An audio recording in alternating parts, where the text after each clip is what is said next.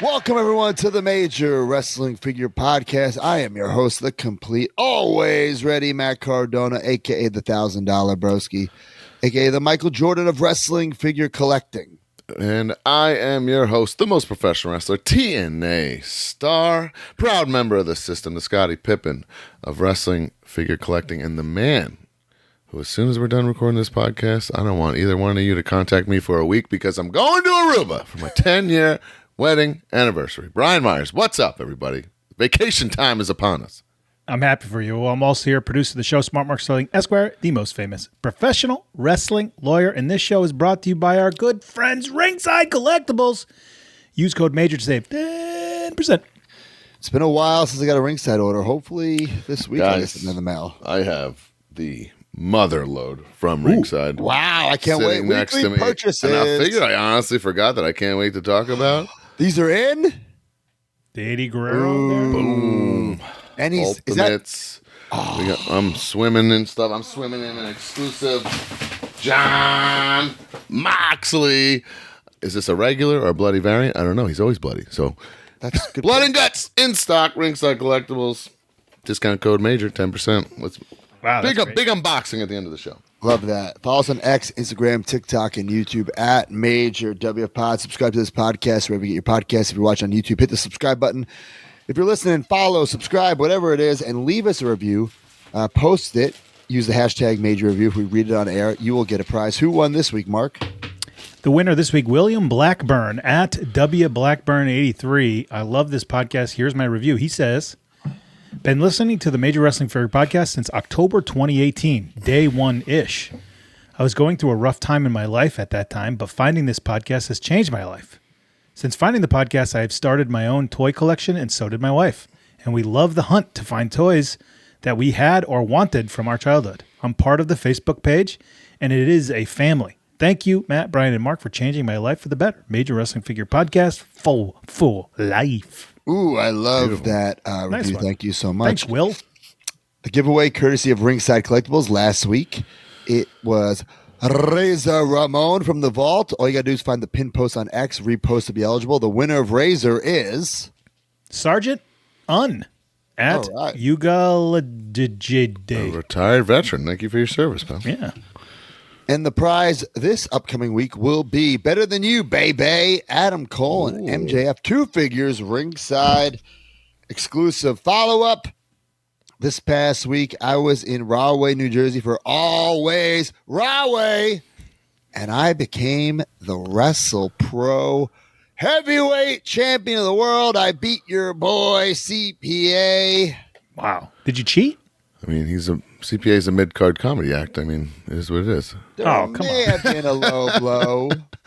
There may have been. Some collusion, but I picked up the title. I think I'm going to be the longest Looks reigning. like Steve Demeng looks like he's selling there. Did he get He hit got over the head? cracked. He got hit over the cracked head with with the title. something? Yeah. You're never going to believe what happened. I went to hit CPA with the title. He ducked, and I hit the ref.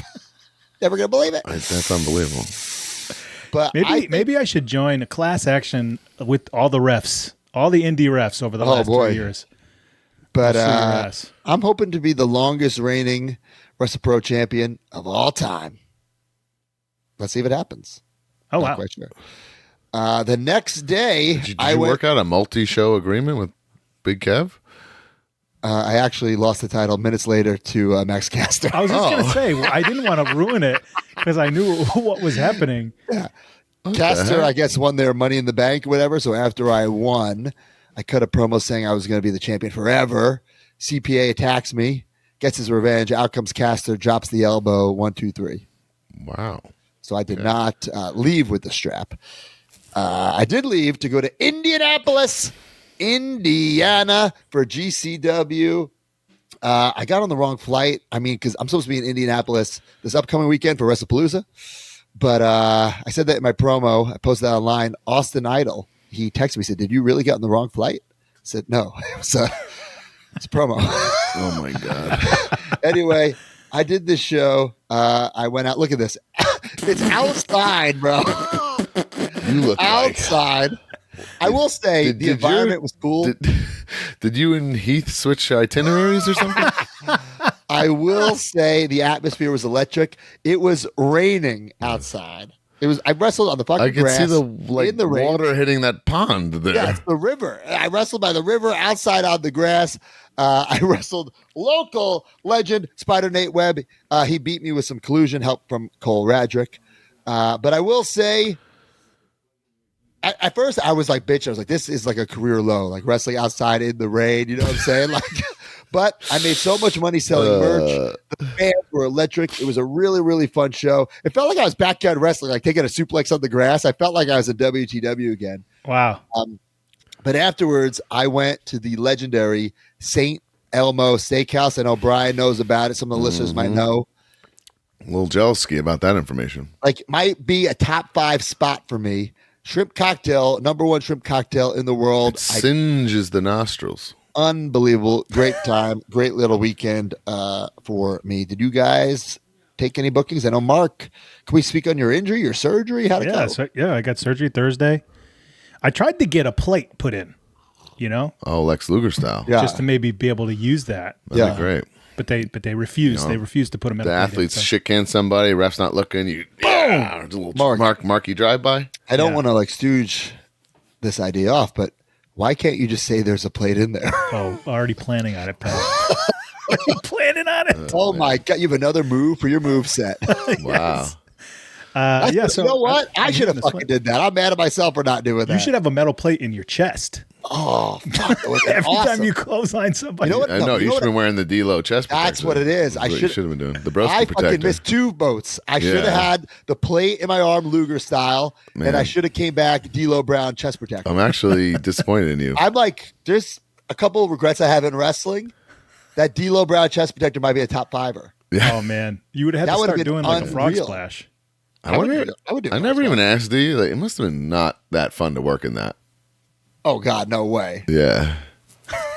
Well, you didn't have to he could eat whatever he wanted for a while, right? Yeah, but it's still He's like still just doing that. imagine like wearing this bulky thing that's I don't know in front of you. Yeah. Anyway, so I'm all good. Not much pain. There was a pain a little bit, but surgery was easy.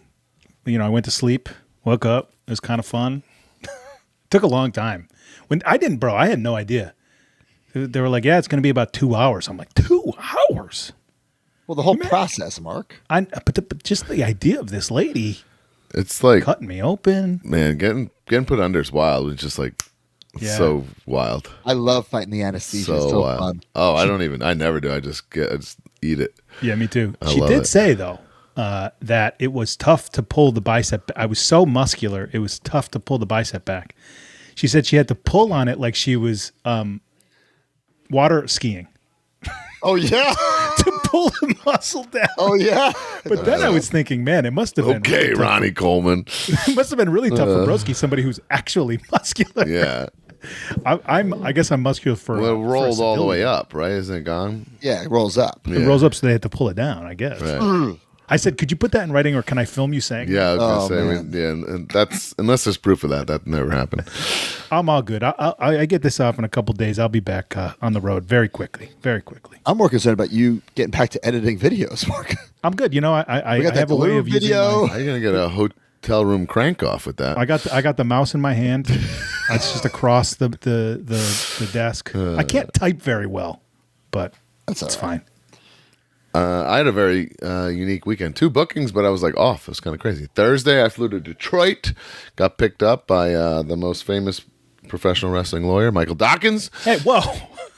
He took me First of all, on. sorry, I just want to cut you off there. Does Michael Dawkins work for WrestlePro? Because I got my hotel info from Michael Dawkins. I have no idea how that's possible or where that correlates. Okay, sorry. What? Yeah. He does not work for WrestlePro. No way. He lives No. in Detroit. He doesn't even know. He I knows don't know. of the guys, but that I don't doesn't know. mean- Is that someone's shoot name? It's just a coincidence, Mark? No. It's, bro, I have Michael Dawkins' number. I Oh, it was text from Michael your Dawkins. Dawkins, not like an email from a Michael No, Dawkins. Michael Okay. Dawkins texted me That's the what I was fucking at. hotel info. We'll have to find out. He'll send us the text. I don't understand that at all. Anyway, we had an awesome time. We got a little vlog action in, pretty cool spot. And then I worked for Rhino Championship Wrestling. Did you break a table? Did I break a table? No. Did you do the spear? Or are you allowed to do it on a rhino show? I did do a spear, but actually, I didn't even ask. I just did it. Well, that, guys, very that's disrespectful. That's not the gore, though. It's a It's not spear. the gore. Spear, different. very different. And I'm going spear, like Edge. Anyway, little learning tree reunion with Sam Beal. It was cool to see Sam and tag. It was actually But very he fun. still works. He was great. It's very fun. But that was Thursday, so I flew home. I was off Friday, Saturday, so it was like a whole weekend home with my family. And then Sunday, I drove up to Stamford, Connecticut You're trying to go back? to a card show. It signed. Okay. Super fun with the Lucky Pro guys. It was a great day. Shane Spencer, Yankees legend, was there. Bobby Valentine from the Mets. What about Greg Valentine from the Bear Bronson. No. Bear Brunson was putting over that he had a nice little line there. I don't know if there was a line would be the word I would use, but he was busier than he thought. Yeah. Okay. This was a great weekend, though. It was cool to have 2 bookings, but it almost felt like I was off, you know? It was kind of very unique. That's cool. All right, we got some follow-up. I always think it's cool when a wrestler posts photos with their figure. The Berserker posted a photo. I don't know the context. It's a signed Berserker figure, Jim Nord. Pretty I cool. love it. Looks great. Nice little blue paint pen on that sig. He looks like he's doing well. That's just any guy you would see in town. Bro, you say that? I once did a signing next to him for hours, not knowing who the fuck it was. And like as I'm leaving, I hear him go, huss, huss. I'm like, oh my God, I put 2 and 2 together. It's the Berserker. Like I didn't shake his hand, nothing. He was at my gate one time after a convention, and he had his shoes off, and he was just sitting there. I thought it was the weirdest thing. That is weird. That's not. NXT superstar Wendy Chu got her shipment Guys. of figures. That is like, I'm not kidding you, the hottest current wrestling figure on the market right now. It's wild. They were in and out of ringside in minutes. Every single thing was accounted for and gone. Wow. Couldn't get one for Mackenzie. Damn. I don't know. It's like crazy. Like they didn't even go past the threshold of like when things come in and then they go to like Yeah. They never even got to like what the pegs would be of ringside, right? Right, Where things right, go. right. The kid told me didn't even get that far. He's Damn. like she's gone. That's awesome news. Broski wedding guest, Wendy Chu. Yeah. Yeah, that's right. Major Mark Jordan D. Alessio. This one kind of ticked me off. Check this out. He got a USA Matt Cardona CAS graded, his first ever graded figure. So at WrestleCon SummerSlam weekend, CAS was set up next to me, coincidentally.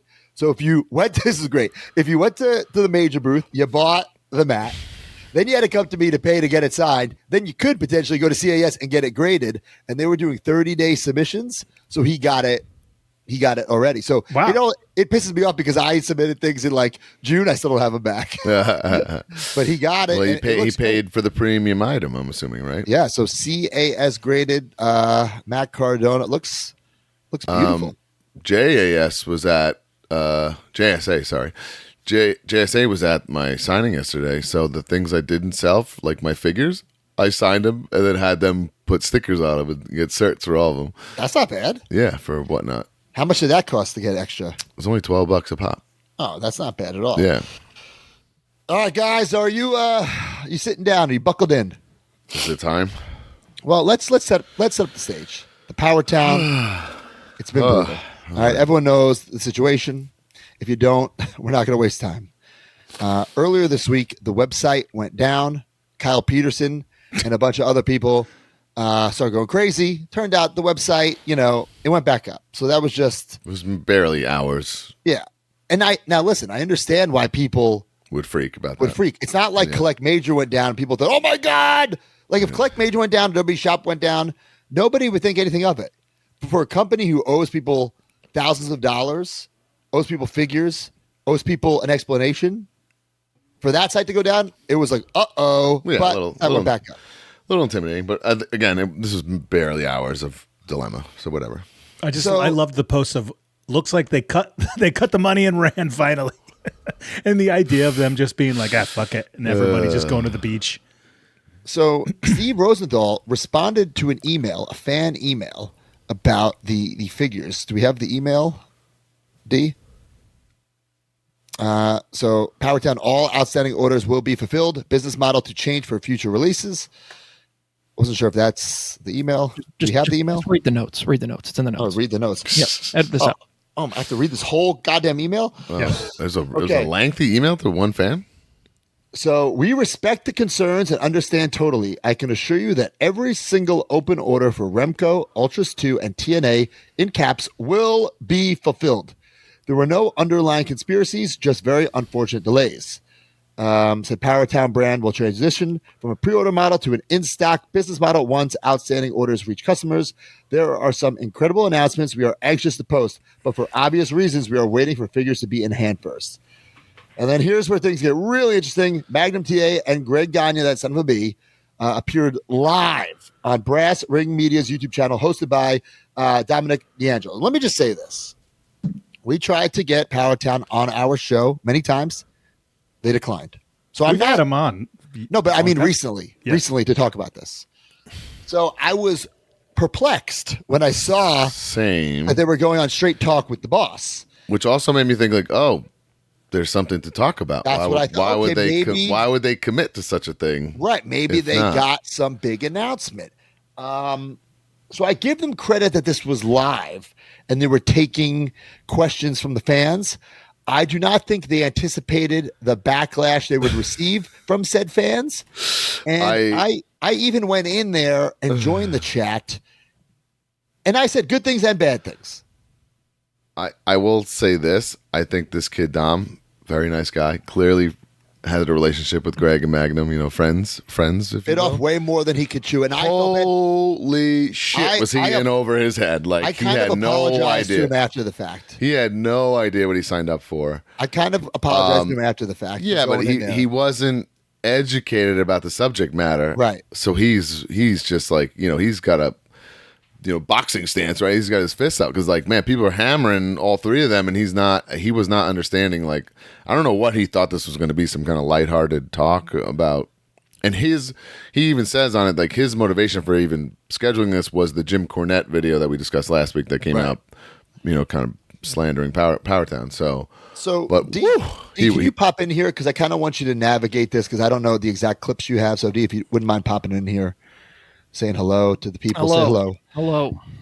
So, D, can you explain kind of how we're going to go through this material? I mean, it's just the main person who gave the most insight besides just the backstory. Greg Gagne was that man to give that backstory. Oh, man, was that such a frustrating aspect of it? Like, Greg just kept saying, I've signed 240 families and people, and pretty much it's all about them. And I'm like, well, if you're not making product and not making royalties for them, no one's benefiting from this. So not what are you the talking information about? that consumers wanted. So the one man with the information was Chief Operating Officer Terry Allen. So we have some clips here, and just let me know when you'd like to pause to give your thoughts. Okay. Clear. Company's not going anywhere. Everybody is going to get their product. I'm not going to give you a date because I'm not going to say something that I can't definitively back up. It is my intent that by the end of this fiscal year, everything that has been prepaid for through sales will be in the hands of the customers. And it'll be the same quality that Ultra Series 1 was. That's my personal commitment because I'm not walking away from this. Powertown moving forward will be a different looking company. We won't be selling anything until it's manufactured and in a warehouse ready to go. I didn't understand the whole pre-sale concept when I first got involved with the company. I hear the frustration in everyone's voice. I have a running message going with Brian Myers and Matt Cardona weekly about updates, where things stand. I think that some people need to step back a little bit, get some perspective. I know there's folks that have $500, $600, $700, $800 invested in product, and that product will get delivered because I'm not walking away until that's done. And the future and the things that are coming down the pike, which are really exciting, I'm not going to hype and I'm not going to try to blow everybody's mind with what's coming in the future when we haven't delivered what's been sold in the past. Mark my words, I'm not doing all this just to solve that issue. There are bigger things coming, and we will have a completely different way of delivering that product to the customer. We will have customer service for product that's been delivered that there's any problem with. It'll be handled professionally. I look forward to being able to turn this ship around. It's called corrective actions. It's called implementing continual improvement, and it's going to happen. I can't do anything about the delays, but I can do something about delivering on the promise and on the product. There's 20-some people represented in these lines that we've already produced and are in the pipeline and about to be completed. We got over 200 more we have the same obligation to, and we have other stylizations that we're going to do these people in. Nothing that I can say about why it happened would make anybody feel any better about it. And the bottom line is it is a business. There are financial people involved with this company that aren't faces of the company. We're all under non-disclosure agreements. We legally cannot talk about things about the inner workings of the company. Without going into any detail, the business model as it was originally conceived before this thing grew was to do six figures, a one-shot deal, once and done, make something, put it out there for the collectors and be done. That business model would not sustain what it grew to be. I'll just put it like that. When all this is delivered, it's committed to, it'll be like 26 different figures. So the business model that worked for a six-figure run deal, and it would have worked if that has all it been, would not work for something of this scale and this size. Therefore, a whole new plan had to be developed to support it, sustain it, and grow it. And we have that now. If it wasn't going to happen, I wouldn't be on here because I wouldn't be talking about it. And that's really the bottom line. If anybody wants to try to aggravate me enough to make me go away, then it will go away because there will be none of this. If I take my ball and go home, then you will have something to be upset about. So don't poke the bear but so hard because I can still bow up too. So that Can I just say this was all edited together, and I say when you see it like this, I think Magnum is very well spoken. Right. He Says a always lot is. of good points, and he's very honest. Like there's nothing he can really tell you. I will question what is the fiscal year because that could be they could. What's their fiscal year? Everyone has a different fiscal year. So what is there? Is it? I'm hoping it's December, January. But who knows when their fiscal year is? Right. Right. So there were a couple of things he said that were a little head scratchy, like the NDA thing. I don't know if an NDA prohibits Just talking about you. business partners and stuff. I don't know if that prohibits you from telling the fans why there's a delay or what the holdup is. I don't know if that doesn't really pass the smell test. I'm not saying there's no NDAs at all. I just don't know if an NDA would tell. I don't know if an NDA would not let you tell the fans where their product is. I hope at the end of the day, though, like just from seeing that, people who do have orders are more assured that they are going to get product and they're not going to just, disappear in the middle of the night and you'll never get your money back. Yes, I will say, because people are going to say, oh, you're taking it, softly on them. Like that whole interview, nothing was said. There's no news out of the whole thing. I mean, I think the one takeaway is that he said, you'll get your stuff. Right, which I never heard that the original set was supposed to be six figures and never again. I never heard that ever. Well, Greg Gagne was telling a different story. That's what Magnum potentially was sold on. I don't know. I mean, everyone's in different shoes, but Greg Gagne. Why would Greg Gagne assign 240 people to not make more? That makes sense. They're making bed sheets, bro. No, the original. And maybe concept. I'm misunderstanding. I took it as Don Leo Jonathan pajama set is what I'm still waiting on. Maybe I'm incorrect. I took it as Magnum said he only thought the pre-order thing would be for 6, and then everything else would be kind of like in-hand stuff. Oh, I didn't really get that. I could be wrong, though. Yeah. I could be wrong. I will say this. We said this from the very beginning of Powertown. If you sign 200-plus people, when is person 197 getting his figure? Dude, we have what, 20, 30 people signed, and we're having a hard time. Right. Even if they figured out a way to do 6 figures a month, there's no, when is person 143 getting their figure? I mean, and also, they know, and Magnum said this in there, they can never do a pre-order again, or at least they need years of delivering on product to regain any trust with any consumer, right? I mean, it's over. They have to have in hand for this company to continue, right? Because and I've been saying this all along. I'm still very confident, especially because I love Series 1. Our 2-pack is breathtaking, dare I say. I do feel confident that the Remco's going to be very cool. I think TNA and Series 2 are going to be very cool. And people will be like, shit, I do like this stuff. So they'll be, on the fence. But then there's all this baggage you're dealing with, obviously. I really hope that they're working on... I mean, we know they're not working on TNA Series 2. But I hope they're working on Ultra's Series 3, in the back. Because we're going to have to wait... By the time these come up, we have to wait another 2 years. The whole line's dead. You might as well just stop. It would just be a shame, obviously, but let's. And another thing we're not addressing. I don't know if did you have more clips or we. Oh, well, after that part was said, that people have listened to and saw, Matt did leave a message there in the chat. That simple. Well, he didn't. He obviously didn't listen to the first part of what I said. Hold on 1 second. So I asked where are the product. It's that simple. But you never said where it was. Nobody it does answer that.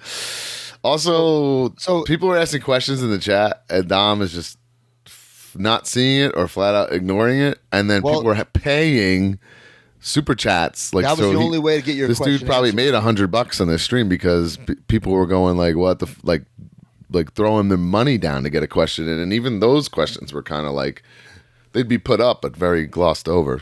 So not one question was answered. You know, like where are the like are they done? Where are they? What is the holdup? Those questions were not answered. An NDA, I'm sorry, there's no reason an NDA would stop you from telling customers where the stuff is. And my takeaway from that thing we just played with Magnum was he was talking about business partners and stuff, not him and Greg. Like they can answer these questions.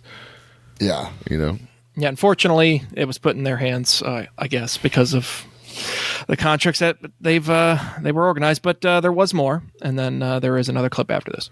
Okay, let's go. The product is 100% complete. Hasn't been shipped yet. All the steel has been cut. All the initial pieces have been made for TNA and for Ultra Series 2. It's not the final product that we've had approved. It's gone through the refinement part of it. The product, it's not here yet. The product will be here when I have the resources in my hand to make all that come to fruition. My goal is to have Remco's immediately and everything else delivered this fiscal year. Everything that was pre-ordered is going to be flown in. It isn't going to come over by boat, flies over, comes into LA, then flies to Atlanta, has to clear customs there, be shipped by designated truck to our fulfillment center, and then go out. We're going to eat all the expedited shipping costs, about 4 times what it costs to bring it by boat because of the delays. That's the only thing I can commit to, that every added expense that can be committed to get it here expedited, and it is all available. Any additional inventory will come over later by boat.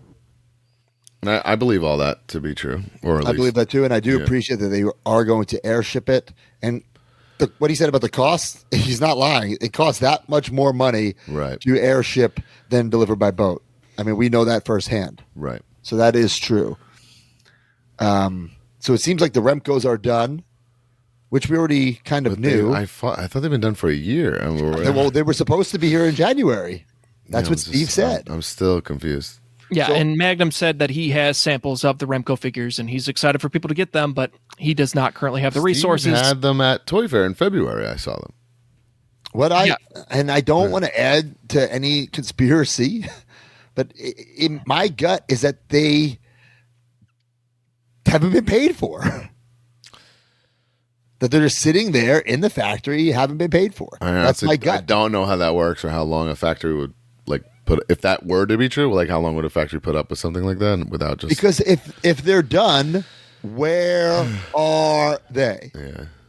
That's it. Like, where are they? And I said to Magnum privately after this, I said this in the chat, that I do believe these figures are going to be incredible when they do come out. Brian and I, we've had figures from almost every major company, almost every independent company, and I truly believe that the Powertown figures are the best Matt and Brian figures. So I want this line to succeed. But I don't know what's going on. I just don't know why they would agree to this podcast. Right. Nothing was said. Nothing was really accomplished. And there's one point. I don't know if D has the clip. Someone calls him Magnum and Greg carnies. I do not have that clip. And they're just, they're both just like so defeated. And it's just like, the kid Dom had to read it because someone paid for it, but like, and it was just like, I don't know, man. It's like, I think people were assuming this was going to be this big informative thing, and I definitely think that kid Dom was in way over his head and didn't realize what was going on or what the situation entailed, and he's not really a toy guy, so, man, I just don't know why they. I mean, like I said, if you need the one piece of news out of this, the one silver lining or glimmer of hope is that he said that everything is going to be coming and they're not going anywhere. They're not going to disappear on us. So I think a lot of that conspiracy theory BS can kind of pump the brakes. I never doubted that. Same, but I have a personal relationship with Magnum, so it's a little different. But yeah, I do love, if you're watching this, that Magnum TA in his office has a figure of Matt Bryan on display. it's awesome. And all the power. Look, he's very proud. Look, love it. all Series 1 and the carry. And I will give credit to Magnum for somebody who got brought into this kind of as like the face. He's really dove headfirst into all of this and learned the toy business. He had no idea about any of this. Right. And he's speaking very intelligently about the toy business and how things work. Right. Unlike Greg Gagne. Yeah. Let's go. What else we got? This was just the last. It was probably the last super chat to be submitted by a fellow here in the chat. So,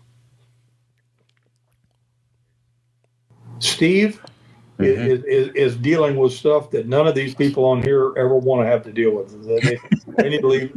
They need to leave Steve alone. You want to put your heat on somebody, beat me up. I got broad shoulders. There we go. That's right. Leave him alone. Steve was not there for the chat. I mean, we're not going to speculate on that. Yeah, I mean, what are we supposed to say? Yeah. So is that it, D? yeah, that is it for the media here for that. So, yeah, any other thoughts that you have on that?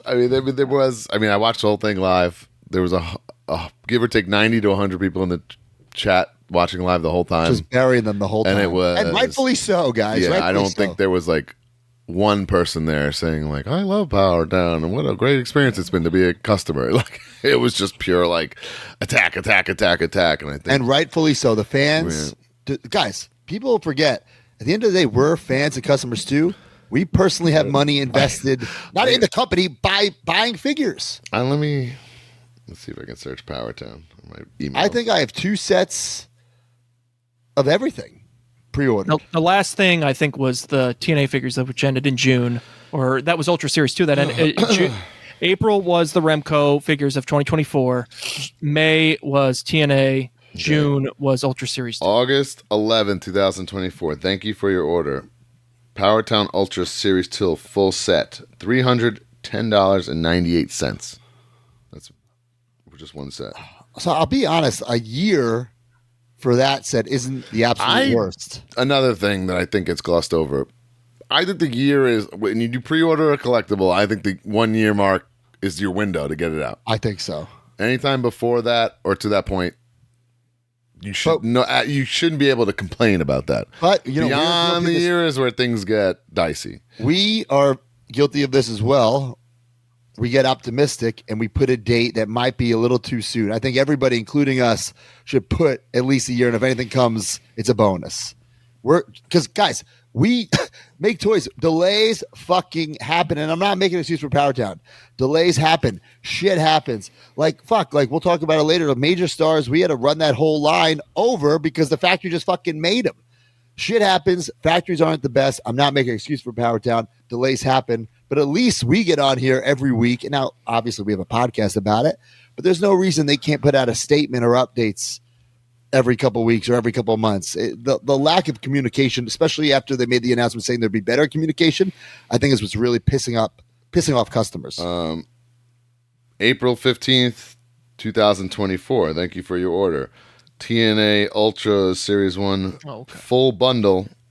2 sets I bought. $417.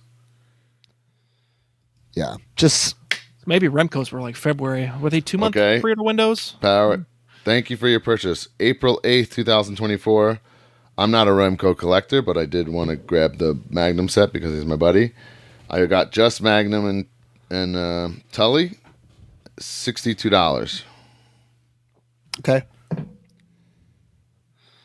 All right. Well, guys, listen, we hope to have more Powertown updates soon. Also, we're also almost coming up on a year from this. We owe you one. Anyone remember that? Oh, yeah. Per subject line, we owe you one. Our commitment to Powertown. This was the kind of stuff they were doing that was making you feel good, but all this kind of stuff is just, stop. We don't even get posts, much less an email saying, hey, get a free figure. For the next 30 days, customers with open pre-orders on Cardona, Myers, Remco, TNA, or Ultras 2 will have the opportunity to order a free figure of their choice from Ultra Series 1. Guys, there's not much more we could say. That came, by the way, that came October 12th to 2024. We're hoping. We're optimistic. We'll see what happens. You know.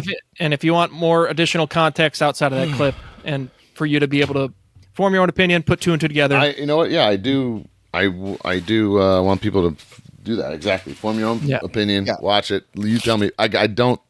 Is there a way to watch it with the chat and see like what's going on? Yeah, they have live chat replays. It is like that because then that's the real way to watch it. I will say that because people were out to get them in that chat. And also, I'd recommend check out Kyle Peterson's.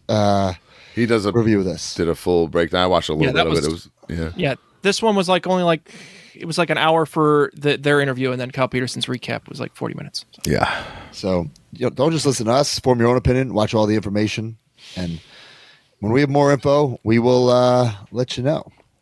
And I would like to think if they have something to say, it will be here on the Major Wrestling Figure podcast.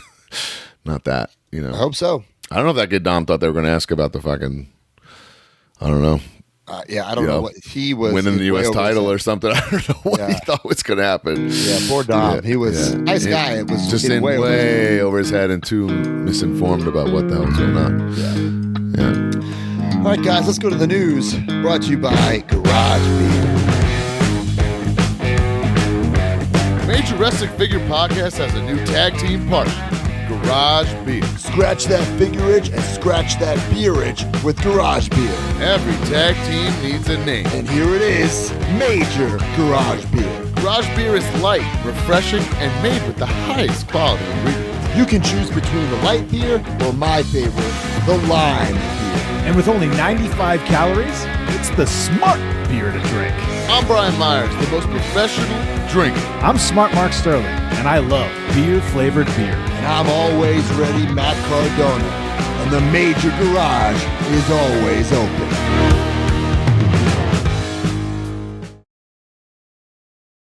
Last time we partnered with Garage Beer, things got a little out of hand. But this time, we're doing things more professional. Classic! Classic! More class! Guys, why can't we enjoy both? More polished! Good idea! It's a crisp, refreshing partnership. Yeah! Built on integrity and teamwork. And focus.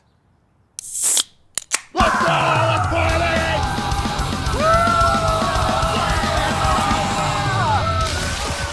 Oh, baby, Major Garage Beer. Oh, I cannot wait to have some garage beers. There's some garage beer in Aruba? I got to find out. Might have to bring some. I got SDL's. Tell Corey to import some for me. I got SDL's bachelorette party this week. God. I might be pre-gaming with some garage beer. You and Mance are going to need that to get through. I cannot wait. But every single week, use the hashtag Major Garage Beer. If we choose your picture or video, you will get a prize. Who won this week, Mark? The winner of that is... wrong one. Here we go. William Blackburn. He won the review, I believe. Yeah, he did. Enjoying a garage beer, redoing my major wall in my toy room. Let's scratch that figure itch. Oh, snap. I love that. I'm honored that people have a major wall. We didn't get cups this year for the live show. I love the cups. The cups were fun. The cups were really fun. I like the cups. Yeah. He's got the cards on the wall too. Absolutely love that. Thank you very much, buddy. Speaking of cards, guys, the SRG Universe Super Show Major Wrestling Figure Podcast Edition goes live this week, 9/17 at 7 p.m. Super Show the game. This game, I'm not a card guy or a card game guy, but this card game is huge. Yeah, people ask me about this all the time, and I'm like, I don't know what's the deal with it. But now we know. Now we know Super Show. Myers versus Cardona goes live on Kickstarter. There is a Smart Mark card. I don't know if that's after the fact. I'm not quite sure about that. But make sure you back the Kickstarter, the Super Show, the game, Matt Cardona versus Brian Myers. This is official podcast merchandise. So it's been a while since it's been official podcast merch. But get it here. Look at that. You see the reboot, the roster cut. Pretty damn cool, man. Awesome stuff. Get it this week. My Fandom Collectibles. We saw an update to Crowbar. Again, still hand painted. To me, it's. I understand why they're showing this, but it still looks like a custom to me. They fixed the eye, but it's still hand painted. Right. Like it's whatever. It is whatever. And Brian, last week you said you wanted a Dan Moff. Well, he's coming. Wild. I knew. When I saw that, I was like, wow, did he call it? I know. I just had a feeling. Danny Moff, my fan of Indie Stars, coming to Series 1. Put that on the Creative Pro desk. Yeah, looks cool. good. Yeah, the face looks great. Looks great. So I was talking to Chernoff about the my fan of Indie Stars, and I said, if this takes off, I'll be in the line. It's got to take off. Well, how do you not have the Indie God? Never enough. Never enough, baby. So I'm really, a fan of this line. I'm a fan of indie wrestling, indie wrestlers, and getting merch for themselves. So this is a great premium item for the gimmick table, and for some, well, for the first two, obviously, their first ever figure. You think a CPA is on the horizon after? Why not? After you whooped them? After I whooped them. So I'm very, very excited about that. Title Run Toys gives a little update on their Beverly Brothers, showing off their versions with the capes. Look really cool. Sweet. Again, who's going to be the first to market with these Beverlys? Look at that mustache. I think it looks great. I think they look great. I'm excited for these. I do, Title Run Toys is a company I kind of, not shit all over, but was very skeptical about. Until I met them at WrestleCon. I think they're great guys. I think they have a great business plan. The fact that they wore suits to WrestleCon really impressed me. So they're trying to grow. Just bad luck with these Beverlys being released at the same time as the Epic ones. Interesting. I'm blown away by the situation, but we'll see. FC Toys showed off their Wrestling Something Wrestlers Series 4. Matt and Jeff the Hardys shipping very, very soon. They're people in have got these, I feel like. So I'm getting both sets. I don't know. I think I'm just going to keep both sets because I'm so torn. I'm literally 50-50 on which set I would need. Yeah. So I'm going to keep them both. I love them. I love that they can do 2-packs. Damn, looks so sick. Very Matt cool. and Jeff, the Hardy Boys. Also, Brian Adams. Look at this. That's the first time I'm seeing this. Ooh, a Kona Brian Adams. Kona boy. That's cool. I didn't know that was coming. Kona Brian Adams. That's a repaint of the And that looks like a Macho King. Macho King. Oh, wow. Okay. Yeah. Did not realize this. Okay, so it'll be another Macho, Brian Adams, the Hardys. Okay, I dig that. Sweet. This came out of nowhere. I Zombie missed showing this. off. New Jack. Bro. Look at that. Looks like a real photo. A-R-D, brother. Wild. It's going to be so cool. Talk about a talent that hasn't been celebrated in the 6-inch. It's going to be unbelievable. I don't know when this is ever going to come, but Zombie's on the clock, brother. Zombie's on the clock with his Those pinnacles. 6 inches. We've seen them for too long. But how long has he had our money? I'll tell you right now. Let's Not that look long, at I it. don't think, actually. I feel like if the Powertown thing wasn't so fun for people to like mess with, Zombie would be. Zombie should be. Zombie gets it big thanking. time. What? Zombie gets March it big, 27th, 2025. okay, so that's not so bad. I know he gets it, but I'm saying imagine how bad Zombie would be getting it if people weren't Oh, focused right, on right. Powertown. He should be thanking Powertown. Exactly. He'd be sending them a little check ski. Yes. Pro Wrestling Tees, their Micro Brawlers 2-up. I was jealous when I saw this. This is amazing. The heck? I love it. Very If jealous. he's going to do that, like, what can he not do if he's going to do this? Danhausen gets it, baby. There's also the Galactushausen. The Dr. Very, very Doomhausen. cool. So cool. That 2-up thing is really getting my my wheels Oh, spinning. man. Ryan's getting a text after Like, should I do? Think about this: the Deathmatch Busters mat, and then some sort of Marshmallow Man. Yeah, somebody suggested that. I know. I'm thinking about it. I'm really, really thinking about it. And Mark, I'll let you have the floor here. Talk about the Jeff Cannonball Micro Brawler. Yeah, so Jeff Cannonball, a good friend of mine from early on in my career, was a mainstay at Blitzkrieg Pro, so I got to know him years ago. He's a great guy, deathmatch wrestler. First time I ever saw him, there was a CZW documentary I believe on Vice, about the Tournament of Death, and he was in it that year. And there's this crazy scene where he gets a gusset plate stuck in his head, and they pull it out, and the blood is squirting everywhere. And then, like 2 weeks later, he's on the Blitzkrieg show with me, and I'm like, bro, I just saw that gusset plate thing. But he's a very, very great guy, sweet guy, and unfortunately, he was diagnosed with ALS, which is Lou Gehrig's disease, which is not a good thing, and it's a very difficult thing to live with. I know he is married, and he has a child who is a little bit over 1 year old. Man. And there is a GoFundMe, and I just was thinking, like, what more could we do? First of all, Cannonball Fest yesterday. Joey Janela put on a tribute show. Jeff was there. Apparently, I saw reports that it raised $40,000 for his family. So indie wrestling doing great.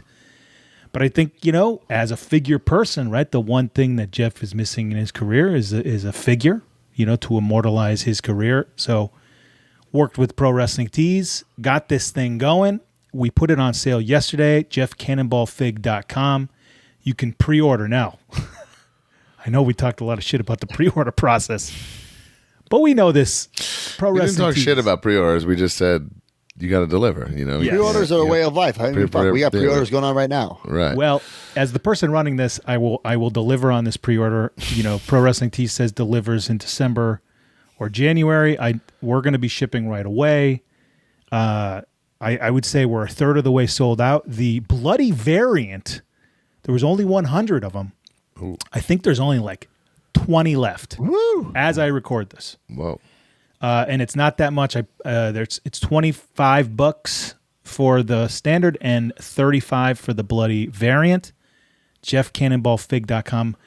Every single cent of the proceeds go to Jeff and his family, and I think we're going to be able to give them, a nice chunk of change and action figures of Jeff Cannonball. Right? Sweet. I love that. To be able to hand his family and his son an action figure of his dad is a really cool thing to do. So That's great, man. Glad you did that. Great job, Mark. We got some major news because, it is a toy company. Guys, you've been asking. It's official. This Friday, September 19th, on the brand new Matt Cardona shop.com, the Death Match Busters will be for sale. Only 300 of each. And full disclosure, I held back 100 of each so I can do whatnot stuff, blah, blah, blah. So there's only going to be 200 of each on the website. So these are going to go. Brian's got his. Look at that. Brian's got his right there. I know Brian's a big fan of the Ghostbusters. Such a big Ghostbuster guy. Oh, yeah? You let that baby breathe? Oh, you're just opening it up? holy crap. Man, you're going to put that with your Ghostbuster figures? Oh, look at that. It's going right in my Ghostbuster display. You actually, it's a TNA figure. Technically, Brian, you need it. You little TNA yeah. mark. It's a I'm gonna TNA put him right version. next to Egon. Is that his name? Right next to Egon. Is that his name? This Egon is true. Friday, they will drop. There will be some autographed versions on the brand new MattCardonaShop.com. I want to thank Justin Walsh for taking the photos, Amigo and TDD for helping me set up the site, and Rockin' with Dan will be my personal shipper. So we got a little dream team here, MattCardonaShop.com. Mark and D, you should have those in the mail if you don't have them already. I have them. I was going to talk about them in weekly purchases. Oh, yeah. So, there it is. Bustin' makes me feel good. Makes Broski feel good. Yeah, I And think I'm I'll not- put the bloody one in my Matt and Brian shrine. I got over here. I So like that. Speaking of Brian, something else to add to your shrine. There will be a Brian Myers New York Comic-Con. The Brian Man.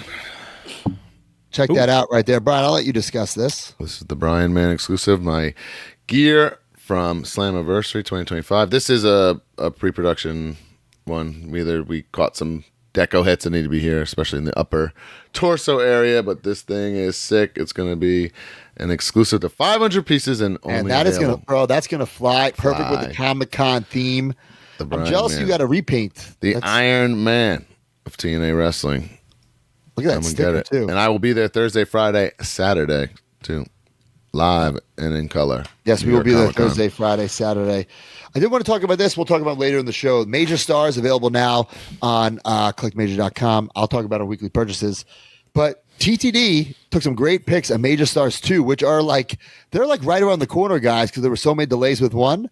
Check out the rest of these Major Stars. We got All Ego Ethan Page, Hacksaw Jim Duggan, Jordan Grape, Sergeant Slaughter, and a Sabu. These are all coming maybe by the end of the fiscal year. I'm not quite sure. I think even before that.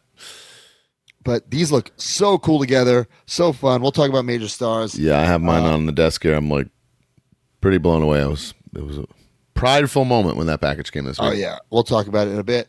Jazzwares Unrivaled Series 18 in stock.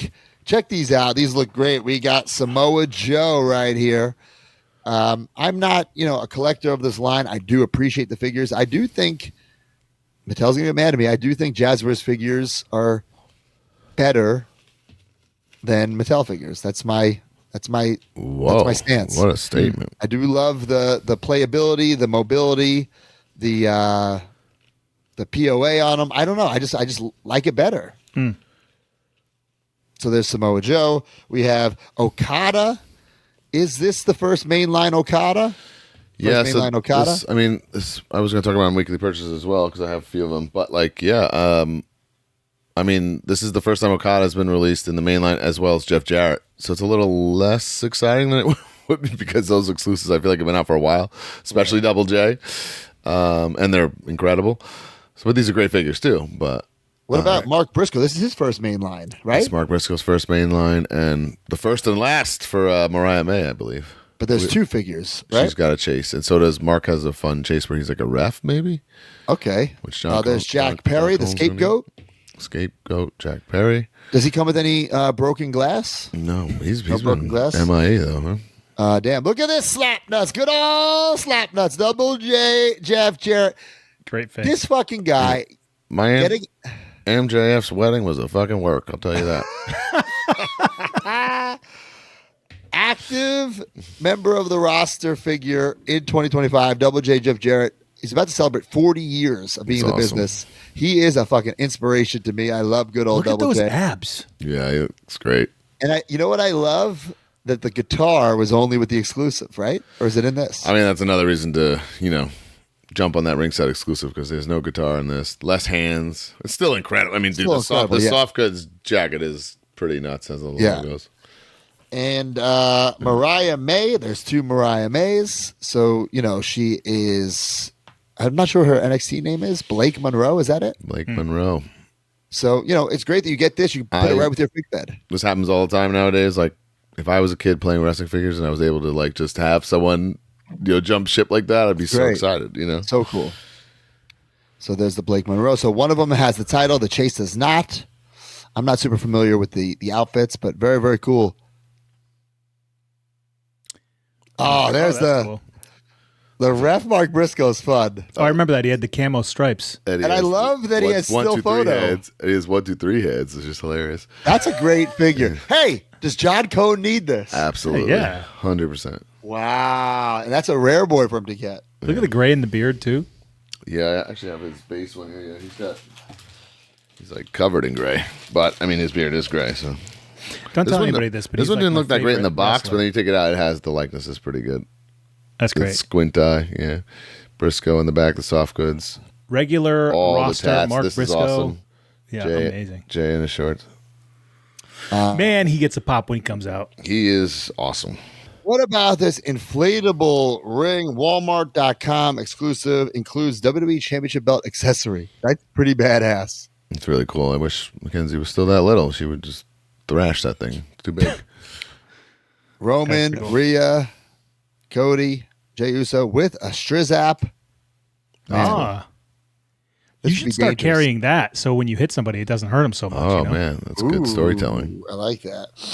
What about this? This caused a lot of controversy. The Bleacher Creatures. The first two did not. Naomi. It's cool. And the hot mess Chelsea Green in her U.S. title win. I ordered a bunch of these, and they're in stock. So I'm hoping I get it any day now. I bet those come to Ringside too, right? Because Ringside's been getting those. I love the gear choice, the one-legged tights, the Zack Ryder callback with her face all over it. But the next one caused a lot of controversy. Ooh, yeah, Macho Man Randy Savage. Guys, so many people have been reaching out to us about this, including Mattel, asking us what the deal is, where I'm like, I don't know. I'm going to assume that they worked something out with the Macho Estate themselves, Bleacher Creatures. It is possible, but this is a WWE item. This is not just a Macho Man item, as visible by the Macho Man WWE shirt. So is this also, proof that Mattel will be able to have him? Mattel doesn't even know as of this. They were asking us. They said that Dee's caption was a little misleading. I said, I don't think so, because Dee kind of reported this is a toy collectible, and he's back in. Should he have said pillow and collectible? I mean, I don't know. This is official. It's WWE. It's definitely interesting. I'll tell you that. It's definitely interesting. People were asking, does this mean we can no longer make him if this is true? And the answer to that is no. We have him signed for many, many more years. Our contract is non-exclusive. When it runs out, if he was with WWE, then we'd be screwed. Yeah, totally. But we got it for a while. I do like that the wristbands are like bandanas. A lot of deco hits here. Really, really fun version of the Macho Man. Like you said, very interesting. Yeah, so I'm not quite sure what this means. A lot of people were asking us. We're just reporting the news, and this was news, and this is an official WWE product. What this means, though, I'm not quite sure. So nobody knows. Time will tell. All right, Mattel has a lot of stuff coming out. The Superstars Rocky Maivia and Final Boss. I will be buying these. I'm not quite sure if I'll be keeping these, but out of FOMO, I will be getting them. I love that both figures, the Rock's more of a 2-in-1 with the entrance gear, and then you pull everything off, you get him naked. Look at Rocky Maivia doing his shoulder breaker right there on Bret the Hitman Hart. Okay, that's cool. That's cool. I still don't understand the idea that they had paper belts and then they switched back to these belts. Well, because I don't think they understand either. Yeah. They were never paper belts; they were just flat. Whatever. It's bizarre. So, not quite sure what move is going on right there with Cody. And back that up. What move is that? A little drop to hold. You're not a drop to hold guy, but that's not maybe that's not how you do a drop to hold. Well, And The Rock should be doing the offensive move. It's like maybe he's blocking Cody's hip toss into a big clothesline. That's the only thing I can think of. And I don't think someone posed it thinking, maybe Cody goes for hip toss, he blocks and clotheslines. There's no way. I don't know. That's like a botched Superman punch or something. I do love that they're using that ring, which is, I wish they would, for my psycho brain, I wish they would repackage this ring with these guys on the box, because I can't count it otherwise. Yeah, but that would have to be a creations thing, right? That's not going to sit at retail. So Right. So we got main event 160. Roman Reigns. We got all these pictures. Great pictures, D. Thank you very much. It's a beautiful set. It's a beautiful set. Great concept, too. Main event 160. Roman Reigns in the OTC with the sneakers. This is cool. Believe it or not, Roman's more like this than he's in gear. Why would they not have the point hand, though? Yeah, it's a little interesting. Yeah. Well, maybe Superman punch. Yeah, I love the new packaging. Love the new packaging. Looks great. We got Roman Reigns. We got Gunther. Where is Gunther? Is he injured? No clue. I don't have his number. Not quite sure. Tonga Loa with the eye patch. Very fun. Very interesting. Cool little, I guess, reason to get him, like a street gear Tamatonga. I'm going to get that. Sorry, Tonga Loa. Figure and pop the head off and put a Maven R3 head on there, and you got a little Bizcash Maven. Okay. Dirty Dom Mysterio, the current AAA champion. This is the classic Dom, wearing the shirt, the skeleton chest, That's cool. the stash. This is a perfect figure. I love that. And Kalani Jordan from NXT, first time in the line. I'm sure this is going to be a quick one at ringside as well. That's cool. Good for her. She's very talented. Yep. We got main event, Series 24, Cody Rhodes versus Solo Sikoa. With the title, with the strap, Solo and Cody. We also have L.A. Knight and Logan Paul. This is the main event showdown. We got the United States Championship there. LA Knight got his hair down, kind of like a mid-match. Oh, yeah. LA Knight. Man, with any Logan Paul's not in black and yellow, like, freaks me out. Yeah. I like it, though. Spices things up. Right, of course, but... And then Tamatanga and Jacob Fatu. Great little set here from the Bloodline. Sweet. I dig these 2-packs. We also saw Defining Moments Ringside exclusive. What? I said Defining Moments Ringside exclusive. What? Stone Cold Steve Austin. Man. The bloody Stone Cold Steve Austin. We got a fronter, boys. We got a fronter. I wish, this is really nitpicking, that he had the push-up hands and that he had a blue ring bell. I don't know how I'm necessarily going to display this otherwise. You say he's a fronter. How do you display him? You got to have Brett put him in the sharpshooter, right? Yeah, I'll just make do with the C grips. I'm not thrilled about it, but a lot of added value. Or buy the bundle and use the hands that come with Kurt Angle and Paul Heyman. Yeah. Oh my God. Maybe. Yeah. I just don't like doing stuff like that. I know, of course, but geez. He's got the vest, the ring bell, the blood from a stone shirt. We got Kurt Angle, which, first of all, Austin's a must get for me. Angle's a must get for me with the bald wig. I also love the shaving cream accessory, if you will. Is it an accessory or is molded onto his head? Do we have a photo of that? I mean, I know the head definitely has like molded on shaving cream. Yeah, I would assume, right? That's not going to stay. I'm not quite sure. I don't know. If you look at the picture of the pieces, it looks like the shaving cream is separate from the head. The head has shaving cream dripping down, and then the shaving. Look at that. See next to the microphone. Oh yeah, has the head is just has the dripping. So maybe it connects. There's like a little connector. There's gonna have a little plug or something, right? Yeah, I'm definitely gonna have the wig on there. Paul Heyman, One Night Stand, I believe. To me, an absolute must. An absolute must. But I feel like you need this signed. Possibly. I wish there was like. I mean, I know it's One Night Stand. I wish I gotta find like a image from original ECW where I can justify that it's, you know what I mean? So you wouldn't get it either way? I'll get it, but I'm just saying to get another one signed.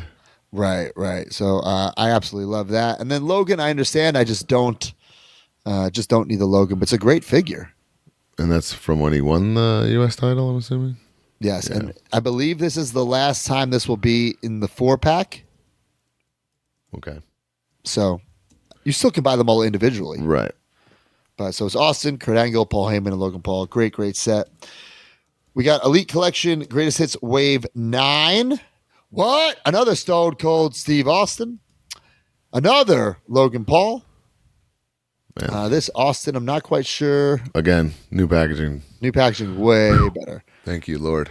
Not quite sure what era of Austin it is, but it's great. Get a new fan, update your figure, whatever. Another Logan Paul with the Prime bottle. This is the blue and the yellow, the Maverick stuff. American Nightmare, Cody Rhodes. Man, this packaging is way better. I know, right? It makes such a difference. Way better. Holy cow. Just a good old classic. Now, I know now to keep the complaints rolling, it needs to be more sturdy, which hopefully it is. But and then Jacob Fatu in Greatest Hits Wave 9. A little Jacob Fatu. I dig that. We got some updated Street Fighter picks. These look really, really fun, guys. Rey Mysterio as Ryu. That's really cool, actually. I won't be getting these, but it's super tempting. I do think I'll be getting the Ultimate Warrior. But there's the Rey Mysterio as Ryu. Ultimate Warrior as Blanca. The packaging is incredible. And remember, guys, you can go, there's various each packaging. Left or right pose, right? So really, really cool arcade style packaging, WWE and Street Fighter. AEW and WWE had Street Fighter. Oh, good point. Yeah. That's really, really interesting. So there's the Rey, and then Ultimate Warrior as Blanca. This is one where I'm like, damn, this is so cool. That's very I just love this. This is one that I'm going to keep in the package with my Mattel collection. Looks super badass. I love Blanca as a character. Looks really, really cool. And the way it's posed in the box. That's fun. It's just so fun. I love the arcade style packaging. Remember that from the Retro Fest. I wonder if it's going to be hard to get these minty though, because there's so many angles. Well, back then the Retrofest ones were the more sturdy materials. So Yes, let's see but even those get dinged up very, very easily. It's hard to find a minty one of those. And then the Rock final boss is M. Bison. This is just perfect. Right. Layup. M. Bison, final boss. I don't know what that pose is. Pretty damn cool, man. Up next, we have the Ultimate Edition 28. We'll rapid fire through this since Brian actually has them in hand. It's Uncle Howdy. It's Eddie Guerrero. It's Tiffany Stratton. I think all three great Ultimates. All three deserve Ultimates. Mackenzie gobbled up that Tiffany Stratton. I haven't even seen it. Uncle Howdy, 3 heads. He's got the lantern, the jacket, the interchangeable arms, the hat. Perfect Ultimate figure. Eddie Guerrero, way better in my opinion than the other Ultimate. Is this the correct shirt? So I was so excited about this figure. You want me to just do this now instead of weekly purchases? Sure. I was so excited. This is from the bull rope match with JBL, obviously. He doesn't wear the shirt that night. Okay. So he comes out in the lowrider with no shirt. So it doesn't really matter. It's added value if you're trying to be accurate. Yeah. That's what, because I really wanted to know, like a psycho, what hand. Make sure he wore it on his left hand. The way you have it displayed is fantastic. That's what I'm going with. Yeah, it's are you cool. Are you going to keep the other Ultimate Eddie? Yes, because that's like title win Eddie. Eddie's one. He's in my like at least top 10, probably maybe close to top 5. So he gets exceptions. That one to me is like champion Eddie. This is when he loses the belt. Which also could have came with the belt, which I was thinking too, but not going to be, Yeah, I'm not quite sure what I'm going to do. This one is fantastic. I love the torso. The Ultimate Eddie torso, the other one is too much. He has the shirt on, so I don't care. The shirt's inaccurate, right? Is this shirt accurate? Yeah. I can check real quick if D leaves that up. D. Talk, D. Hey guys, what's up? Yeah, I think he had a different design at this time. This is 04 still, and that is an 04 shirt. So potentially he was wearing this on SmackDowns at the time, because he did wear this across. I think he debuted this at SummerSlam 04 or Great American Bash 04. And then I think he also wore this maybe once or so in 05. Okay. Is this this is a fake shirt, right? Of him? That one is the WWE merch one. Right. The other one has the real design. Yeah, so I'm not sure if there was a licensing thing or if they were just provided with the wrong assets. Close and stupid and nitpicky that I don't care. Push the undisputed title down. Does he have it around the waist on the shirt design? Does the character art on the shirt, like, does that silhouette have? No. Okay, so maybe that's why they recreated it, so they could have like a definitive one. An evergreen. Okay, that makes sense. But this is the one that is more accurate toward that time period. The boots are more accurate, but I guess the arm size could be scaled up a little bit. The arms that were on the previous one were probably the correct size, but potentially there was a shoulder thing or a capacity issue. Who knows? The highlights in the hair are like the dry really brushing is really nice. It looks awesome. I think I think maybe the Legends one had it as well. It really makes it 2020 Legends, the one that was SummerSlam 05. Man, I'm nervous to really, when my new tournament set up to do my Mattel setup, how many cuts I'm gonna have to make, because I haven't had my Mattels on display for like at least 5 years. You know what I realized after getting this too, and then watching the match all back and stuff? Yeah, they got to make my close personal friend John. Yep, we need Ultimate and I think you mix them up. There's the one before, and then this one. This is the one that John gets color, and Eddie gets the crazy color in the other one. So maybe a little. Yeah, maybe future Legends Target exclusive, something like that. That would be perfect, actually, D. But yeah, Uncle Howdy, this is, I think besides the boots and the arms, it's all pretty much brand new tooling. I think even the pelvis is brand new. Oh, you do have it in hand. Okay. Yeah, I do. I decided against opening. I'm not. Yeah, this one, I think this is the first time. I have no reason to own it, Uncle Howdy, but I think that's the first time the lantern's been done in like a gloss black, so they put like a gloss finish on the lantern. Wildly toyetic for a wrestling figure. Yeah, the arms are a little like, I guess, a little huskier, but they kind of don't have like the arms that would have worked are the ones that was on the Elite Bo Dallas figures, which were like the flabbier, like Jake the Snake, Matt Hardy arms that didn't have really that much definition. So currently, in terms of their insert molded double hinge arms, this is the one that best suits that, because the ones that they have used for Bray Wyatt in the past, those ones are the ones that are the same ones that are used for Gargano, Bryan, like basically the standard cruiserweight arms, or even light heavyweight arms. And Broski, your So those boy, ones have your boy Killer vascularity Cross, in them. he made the packaging. Oh, fuck Killer Cross, that little Mark boy. He made it. He's got a Mattel picture on a box. Yeah, how many matches has Uncle Howdy had? I think 0. No, he's had a match. Did he? Yeah, maybe in a 6-man tag. I don't know if he's ever had like a singles, but yeah, this also has a dry brush around the on the hair as well. So it's like molded in like a darker gray, and then there's like a white that's applied over it. So nicely done there. In the hat also. So this is the only way you can get Uncle Howdy, because that Walmart exclusive, that will be currently in entrance gear. So if Guys, you want, get this from Ringside right now. Why are we talking about this figure? Go get it. It's in stock. Yeah. It's fucking, Brian has it in his hand. It's in stock. well, maybe on Be a back big boy. order. Maybe on back order. Could be. And could be. it was shipping any second. And then Tiffany Stratton with the Money in the Bank. The Eddie briefcase. Guerrero note about the pack out. It is packed with the shirt design facing backwards, so the back design is facing on the pack out. Maybe there will be a running change, but Ooh, currently, yeah, little currently the error ones there. that are being shipped out early through Ringside, those do have the back design facing forward. But Tiffany Stratton, pretty much besides the legs and besides the arms, brand new. And this is the first figure to have the single barbell waist. So hopefully figures will eventually, for the waist joint, have that single barbell waist, because that's a big thing, like forward and backward motion, not just in that, not just in the torso joint, but also in that waist joint as well, as opposed to just the flat plane that's just offers 360 rotation. Bro, Uncle Howdy worked Gable on Raw once.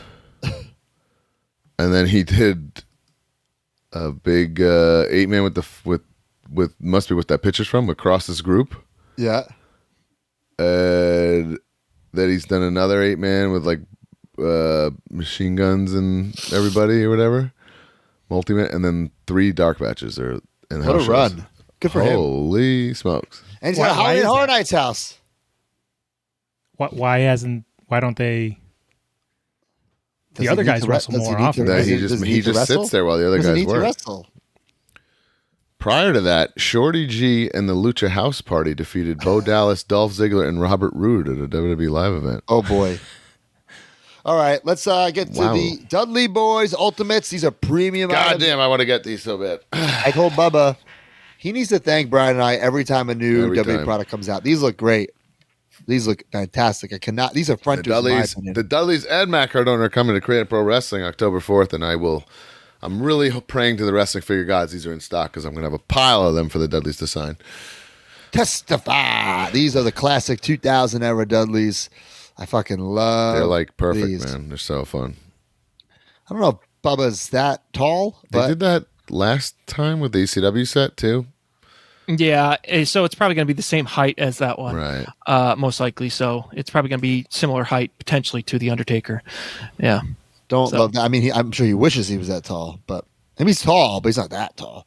Yeah, this is like yeah, he's about 6'5" here, probably, like in terms of like figure height. So Yeah, I'm not quite sure if that's true. What about this? The Kurt Angle Monday Night Wars. I'm looking forward to this one too. I think I'm gonna have to get it. The Euro Continental version of Kurt Angle. I'm being a brat. I hate the wrist white. tape. I hate hate the wrist the tape tape. thing. I hate it.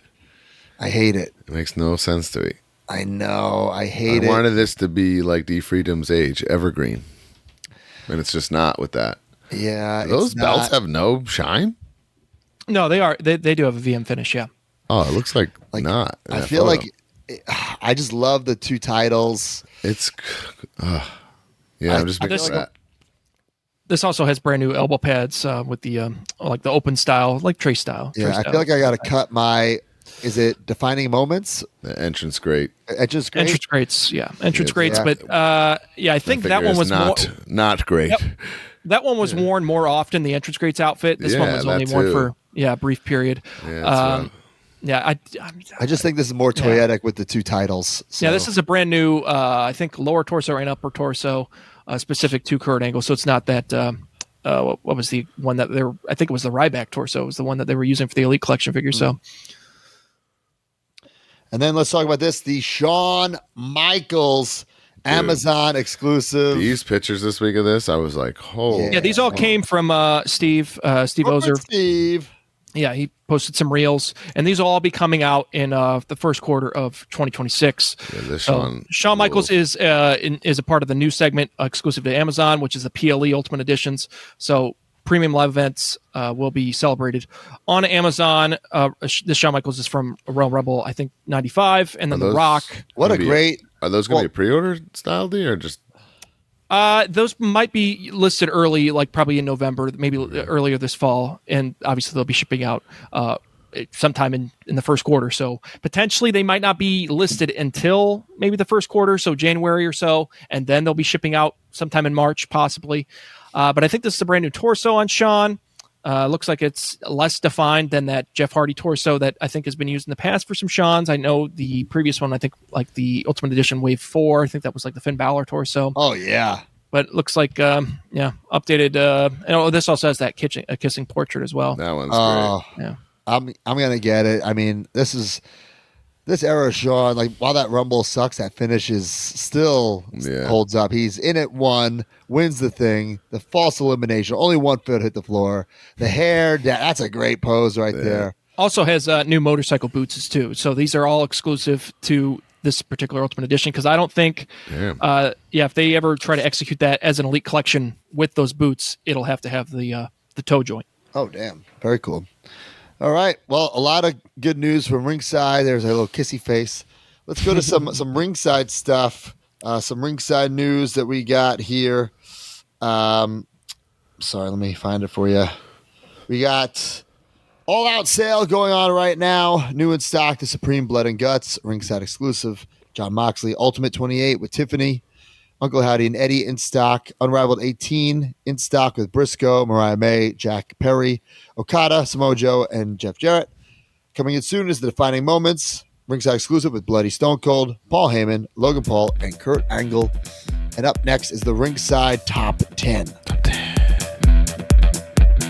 This episode of the Major Wrestling Figure Podcast has been brought to you by Ringside Collectibles, the #1 online retailer of WWE action figures. Go to WrestlingFigures.com and make a purchase, and when you do, use discount code MAJOR at checkout to save 10%.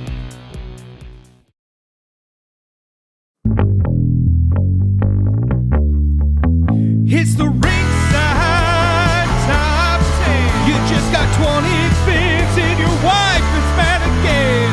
Ringside Top 10. They got big rubber guys and majors who can bend. Ringside Top 10. For over 30 years, John's proved this ain't a trend. Ringside Top 10. Make sure you use code MAJOR for the discount at the end.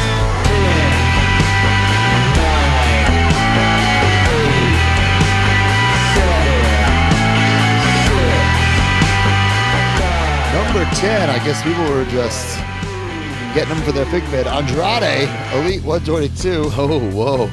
Number 9, Eddie Guerrero, Ultimate 28. Number 8, Uncle Howdy, Ultimate 28. Number 7, CM Punk, Ultimate 27. Number 6, Penta, Defining Moments. Number 5, Dexter Lumis, 119. Number 4, Liv Morgan, Elite 119. Number 3, Dominic Mysterio, Elite 119. Number 2, Mariah May, Unrivaled 18. And number 1, Joe Gacy, Elite 120. Number 1. Holy good for him. Number 1. That's because of the big put over we had on the bot. That and people are building their, Wyatt 6. I love it. All right, guys, up next. Weekly purchases brought to you by Major and CollectMajor.com. You got your my house? I'll bring my guys. You have yours. I got Sergeant Slaughter. And I got Ric Flair. Woo! Here's Andre the Giant. And here's Macho Man. Ooh, yeah. And Brian Myers. And Matt Cardona. They're so real. Can you tell the difference? Roster Cup. Video silence. Big rubber guys. They're for real. Each sold separately on MajorBendies.com. Big rubber guys. Collect them all.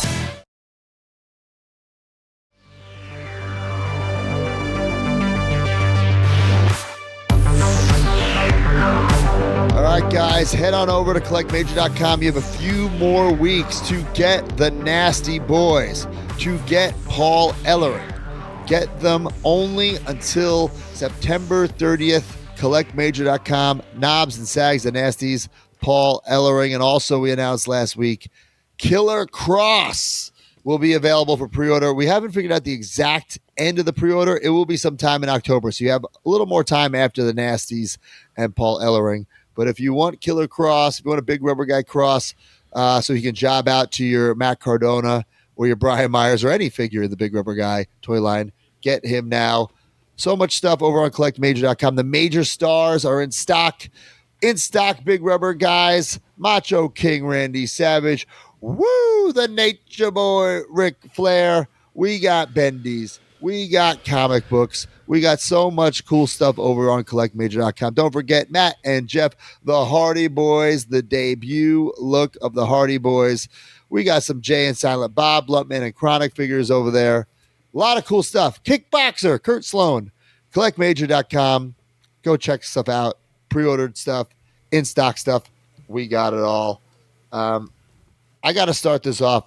Hold on. Collect Major there giveaway. Oh, well, every single week, use the hashtag collectmajor. If we choose your picture or video, you get a prize. Who won this week? 80s wrestling fan, 80_wrestling. He says, Macho Man Randy Savage, Major Stars Figure 1 has joined my Major Macho Man collection. Look at that. I love that. He has 4 big rubber guy machos. The Major Star Macho. I got to just take a step back. And how many, it's Macho Man, my favorite wrestler growing up. We've made a lot of Macho Man official product, right? Including the Major Stars. And I got them this week. And, I don't want to toot our own horn, but toot. I'm so glad we waited. I'm so glad we did the right way. In my opinion, these are the best products. I think these are better than Major Bendies. Of course, this is subjective. Things are better than big rubber guys. I'm very, very proud of these. Check out the packaging. Great auto window right there. And if you order the bundle, very excited for my whatnot tonight. I'm going to sign the first one ever. Me too. If you order the bundle, there will be the fucked up version. You'll get a bonus fucked up version. You'll get a bonus 5th figure. But man, I just love these. We got the Danhausen here. How about these cases I got for Funko Pops? Fit perfectly, huh? Like a goddamn glove. Love that. Brian Myers. I think this is the best head sculpt we've done for a Brian Myers. Really cool. So these are really cool. There's 1, 2, 3, 4, 5, 6 points of articulation on these. Very, very fun. Brian Beatty, TTD, D Freedom, Kinnick. We all worked hard to make these a success. Look at the Danhausen has all the tattoos. Very nice, very evil. I just can't wait for the fans. And the fans who have been getting these have been blown away. I don't see anybody who has been upset with the product they got in hand. No, nothing but nice things. And honestly, like this week, they've shipped, so people will be getting them. And it's just every time someone gets one, it's so, like I said, very prideful. Like this took a long time, and this is our kind of thing that's unique to us. That makes it exceptionally something to be proud of. But man, it's so fun, and I feel like the future is very bright. Once people get these and the collectability, I'm excited to make people, like you said, to sign at conventions and things like that. Yes. Obviously honor wrestling legends and other licenses and stuff, right? So I'm super excited, and we're trying to get the cost down for Series 2. We might be able to do it. Realistically, I don't know if that's going to be possible, but we love these things. We think this is going to be really, really fun line to collect. I think it's something great for like your desk. Just get one or collect them all. Do whatever you want to do. But man, I think this is one that the package is so nice. And like Brian said, it fits all those Funko Defenders. You get these signed. Woo! Really I think this could be a game changer for Collect Major. I've never had a Funko, so I had to sign the side window too. Like, Yep. When Shotzi signed for us, I was like, oh, that's cool. You can kind of have fun with that and do whatever you want with that space. Yes. I'm very, very excited. So, what do you guys get weekly purchases wise? Well, let me just say, crunch through everything between the news and the ringside stuff there. We talked about the Collect Major. I got the most insane package from Kinnick. Whoa. It was so insane that I literally can't look and open at everything with my hand. Oh my God. So it's a gigantic box that I will be going through at some point soon. But I did grab one of my standouts here. Our good pal, Jeremy Padower. Yes. I'm putting this on my desk. Yeah. As like the myth, the legend, an homage. Yeah, as like an homage, as like a here's my mentor, right? In the biz.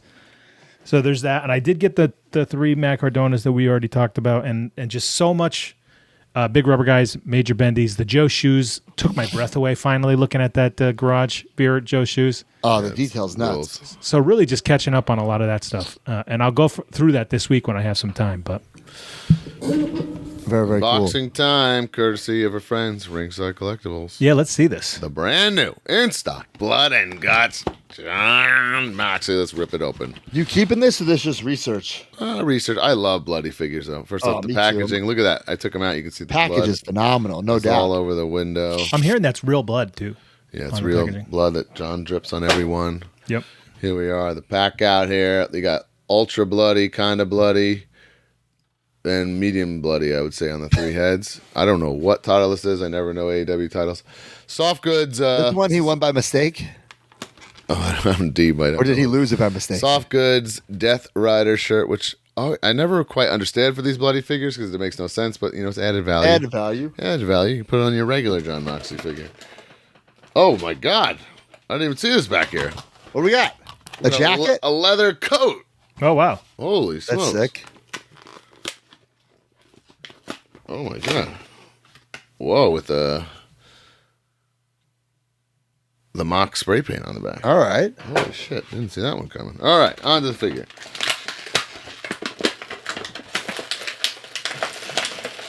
You guys ever open AEW figures and pull them at the legs and then they come attached? Yes. Yeah. Trying not to do that. I've done that a lot. Here we go. Death Rider and Mox logoing on the tights there, or pants. Cool. There's the belt. And there's that bloody son of a... The necklace is cool. A chest hair. This might be the first chest hair. Molded chest hair there. Not molded, but... Well, I'm saying sculpted, sorry. Yeah. Meaning he sculpted it in and the this shower. has got supreme articulation. We should also... Still not a bald Moxley. Still not a bald Moxley. That's coming. Let me pop some of these heads out. Some of these are pretty cool. This is the crazy bloody one. Oh, yeah. It's so bloody you can't even recognize him. And this one's fun. I like the scream. Where he's just like kind of bloody. Oh, that's the one to do. Yeah. Very cool. That. But man, I love Blood and Guts. I love that it's continuing because it's like always a fun line. I'm blown away by the double soft goods in there. Pretty damn cool, man. Didn't even know that. Well, get your Blood and Guts at Ringside Collectibles. Very, very cool. I filmed a vlog this week at Santiago Sports in New Jersey. Joe Vin, Major Mark Joe Vin, invited me to go. I was like, do I really want to go to a card store? But, bro, I was blown away. It's going to be a great vlog. This card store is huge, and they have a very unique wrestling section. Guys, not one, but 2 LJN Black Card Ultimate Warriors. Not 1, not 2, but 3 LJN Black Card Rick Rudes, Warlord, 2 Bossmans, Haku, Hasbros, Jax, Mattels, AEWs. I was blown away. It's going to be a great vlog. You never see that. You never see that. I even ripped some cards with them. And guys, I got the newest Cactus Jack, Chelsea Green. Those cards are wild. And I've been told the one that I really need is like a Cactus Jack flannel Chelsea Green. Ooh. So I need that because, Are you putting a bounty on this? I'm not putting a bounty, but I want it. So if anybody has it, comes across it. Sounds like a bounty to me, bro. Well, I'm not giving, I'm not saying a price, not doing that. I'm not a fool. Okay. The last thing I got before I get into my CAS graded item of the week. Mark, do you have anything to show or? Nope. This was a big boy purchase.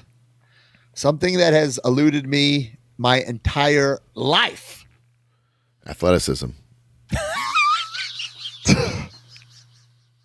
That's funny. Take a swing for the working man. Holy smokes. Can't buy that, pal. Okay. I spent let me see how much money I spent on it first, and then I'll show the product. Because I want you guys to take some guesses after I say how much I spent. Oh, man. You know what I'm saying here? My eBay. Spent to buy or to get graded? What are you saying? No, I did not. I will get this graded, but I bought this not graded. Gotcha. I spent with the eBay bullshit taxes and all that shit. You know how sometimes they had taxes? Yeah, it sucks. $1,917. Okay. What do you think it could be? Star Wars? Nope. Would you be surprised if I told you I spent $1,917 on a piece of paper? Oh, man. Oh, God. Oh. Aha! Careful how you're holding that, bro. The LJN Black Card Macho Man. Crazy poster. it's that much. $1,917. Now, to be fair, it did include a loose Black Card Macho Man. Okay. Which I have fig bath and made look presentable. I think I have one, but like this is clearly a Black Card Macho Man. It comes with the poster. It came with the little the trading card that someone cut out of the back. So I really got to compare this to the one that I think I was counting as a Black Card Macho because it's a darker shade, almost like a purple. Right. Maybe it's not as vibrant. It's not as vibrant. Yeah, I can tell. So I will be grading that poster, and I will keep that on display. Oof. That is crazy. It's crazy. It's cool, but it's also crazy that it has that much value. And it is pretty damn minty mint. The only usually these things are in horrible shape. The only real damage is that it was folded in half, but I could deal with that. Okay. Corners are nice. No holes. Sometimes people are hanging them on walls. Right. Or like tape or something. Yep. So I think I have every LJM poster. Let me go to my notebook right here. We talked about these a couple of weeks ago. Wait, that's the only one you don't have? I thought you were missing a bunch. I'm looking right now here. No, I think that's it. Whoa. I think that's all. I think that was it. Cool. So I finally completed my LJN poster collection. I will. That guy who sent me that checklist, I should re-go through everything just to double check. Oh, you know what? I'm sorry. I don't have Jake the Snake. Oh, okay. I don't have Jake the Snake. So and that's like the headshot, right? That's the headshot. Yeah. So the Macho Man Randy Savage. What I really love about this is that he's in his big rubber guy outfit. True. So really, really cool. And what I love about CAS, if I wanted to, I could get the figure graded with it. But the figure, in my opinion, is not mint enough. I think I'd rather just grade the poster and have the poster kind of slabbed like a comic book style. Yeah, and be like a backdrop to something that look great. Are you? What do you have all your posters in like a little book, right? Yeah. So I've decided what I think I'm going to do is go through my poster book and maybe pick like 5 or so and have those be like backdrop to the Lucy's. Okay. And the rest will be in Have books. you started packing up your playroom at all? Very limited. That is going to be very limited. Big task. He has. I've seen pictures. I have all my are your LJNs like out and bagged up? Yes. Yes. Oh, wow. Yeah. Yeah. He's done some stuff. Yeah. The Star Wars scares me. Like the stuff that has like guns Little and shit. Yeah, you got to bag all that shit. I know. Bag and seal it and then my CAS graded items of the week, guys. We've talked about these before, but the unreleased Ricky Morton Galoob figure. Amazing. If it was just on my shelf, someone could just think, oh, there's a Galoob Ricky Morton. But now it's encased. Now it's graded. Again, it's blurry because I still have the protective wrap on it. I'm not going to take that off yet. Got a 90, CAS 90 Ricky Morton. I had to talk to them this week. They want me to pick up my ECW stuff because they're so scared of it. It's really? Because it's all wax and super fragile. But we are there for TNA. We are. But I don't think it'll be done by then. In 2 months? But then you have to bring it home. But I can put it in like my backpack. They're little. There should be real little because it's little heads and little. Okay. Nothing should be like even close to as big as that Ricky. But so I have the stuff I submitted in like June or July will be done at the end of September, early October. When that's done, I'm going to go pick it up and drop off even more stuff. Right.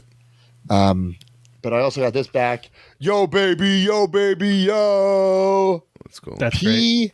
And News 85. Okay, it's fair, but really, really cool. And then my favorite of the three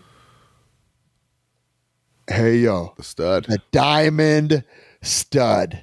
So very, very cool. This one got an 85. Now, I do have like an orange Z-Man that I think I'm going to submit, and it might come back not authentic, which I'm fine with. Oh, I forgot about that figure. I'm not. What What are they going to do to come to that decision?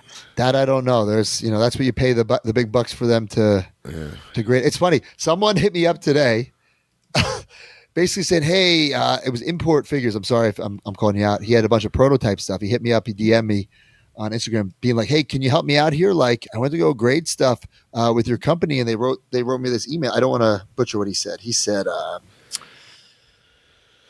to me." I was wondering if you would help me. I'm trying to have these figures archived in acrylic, and I'm getting hit with a roadblock again because the email said, "Thank you for your email. Unfortunately, we are currently only accepting vintage loose Star Wars figures for grading."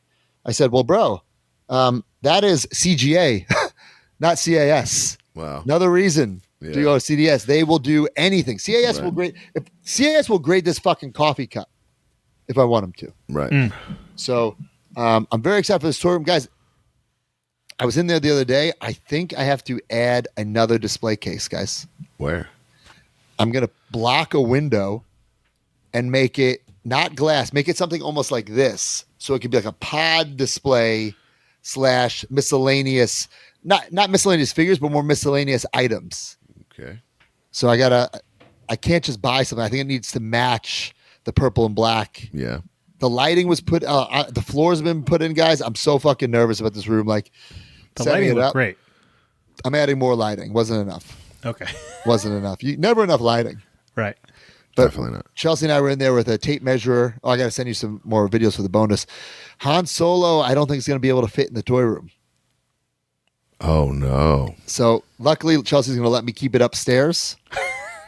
But he won't fit in the toy because if he fits in, I'm not going to get into it. He's not gonna fit. I feel like Chelsea has come to love this Han Solo. Sorry about your loss, Broski. It's part of her life. Chelsea does not love. It's a roommate. Han Solo. But yeah, so that's all I got. Is it Major Mark Purchase of the Week time? Let's do it. Let's go.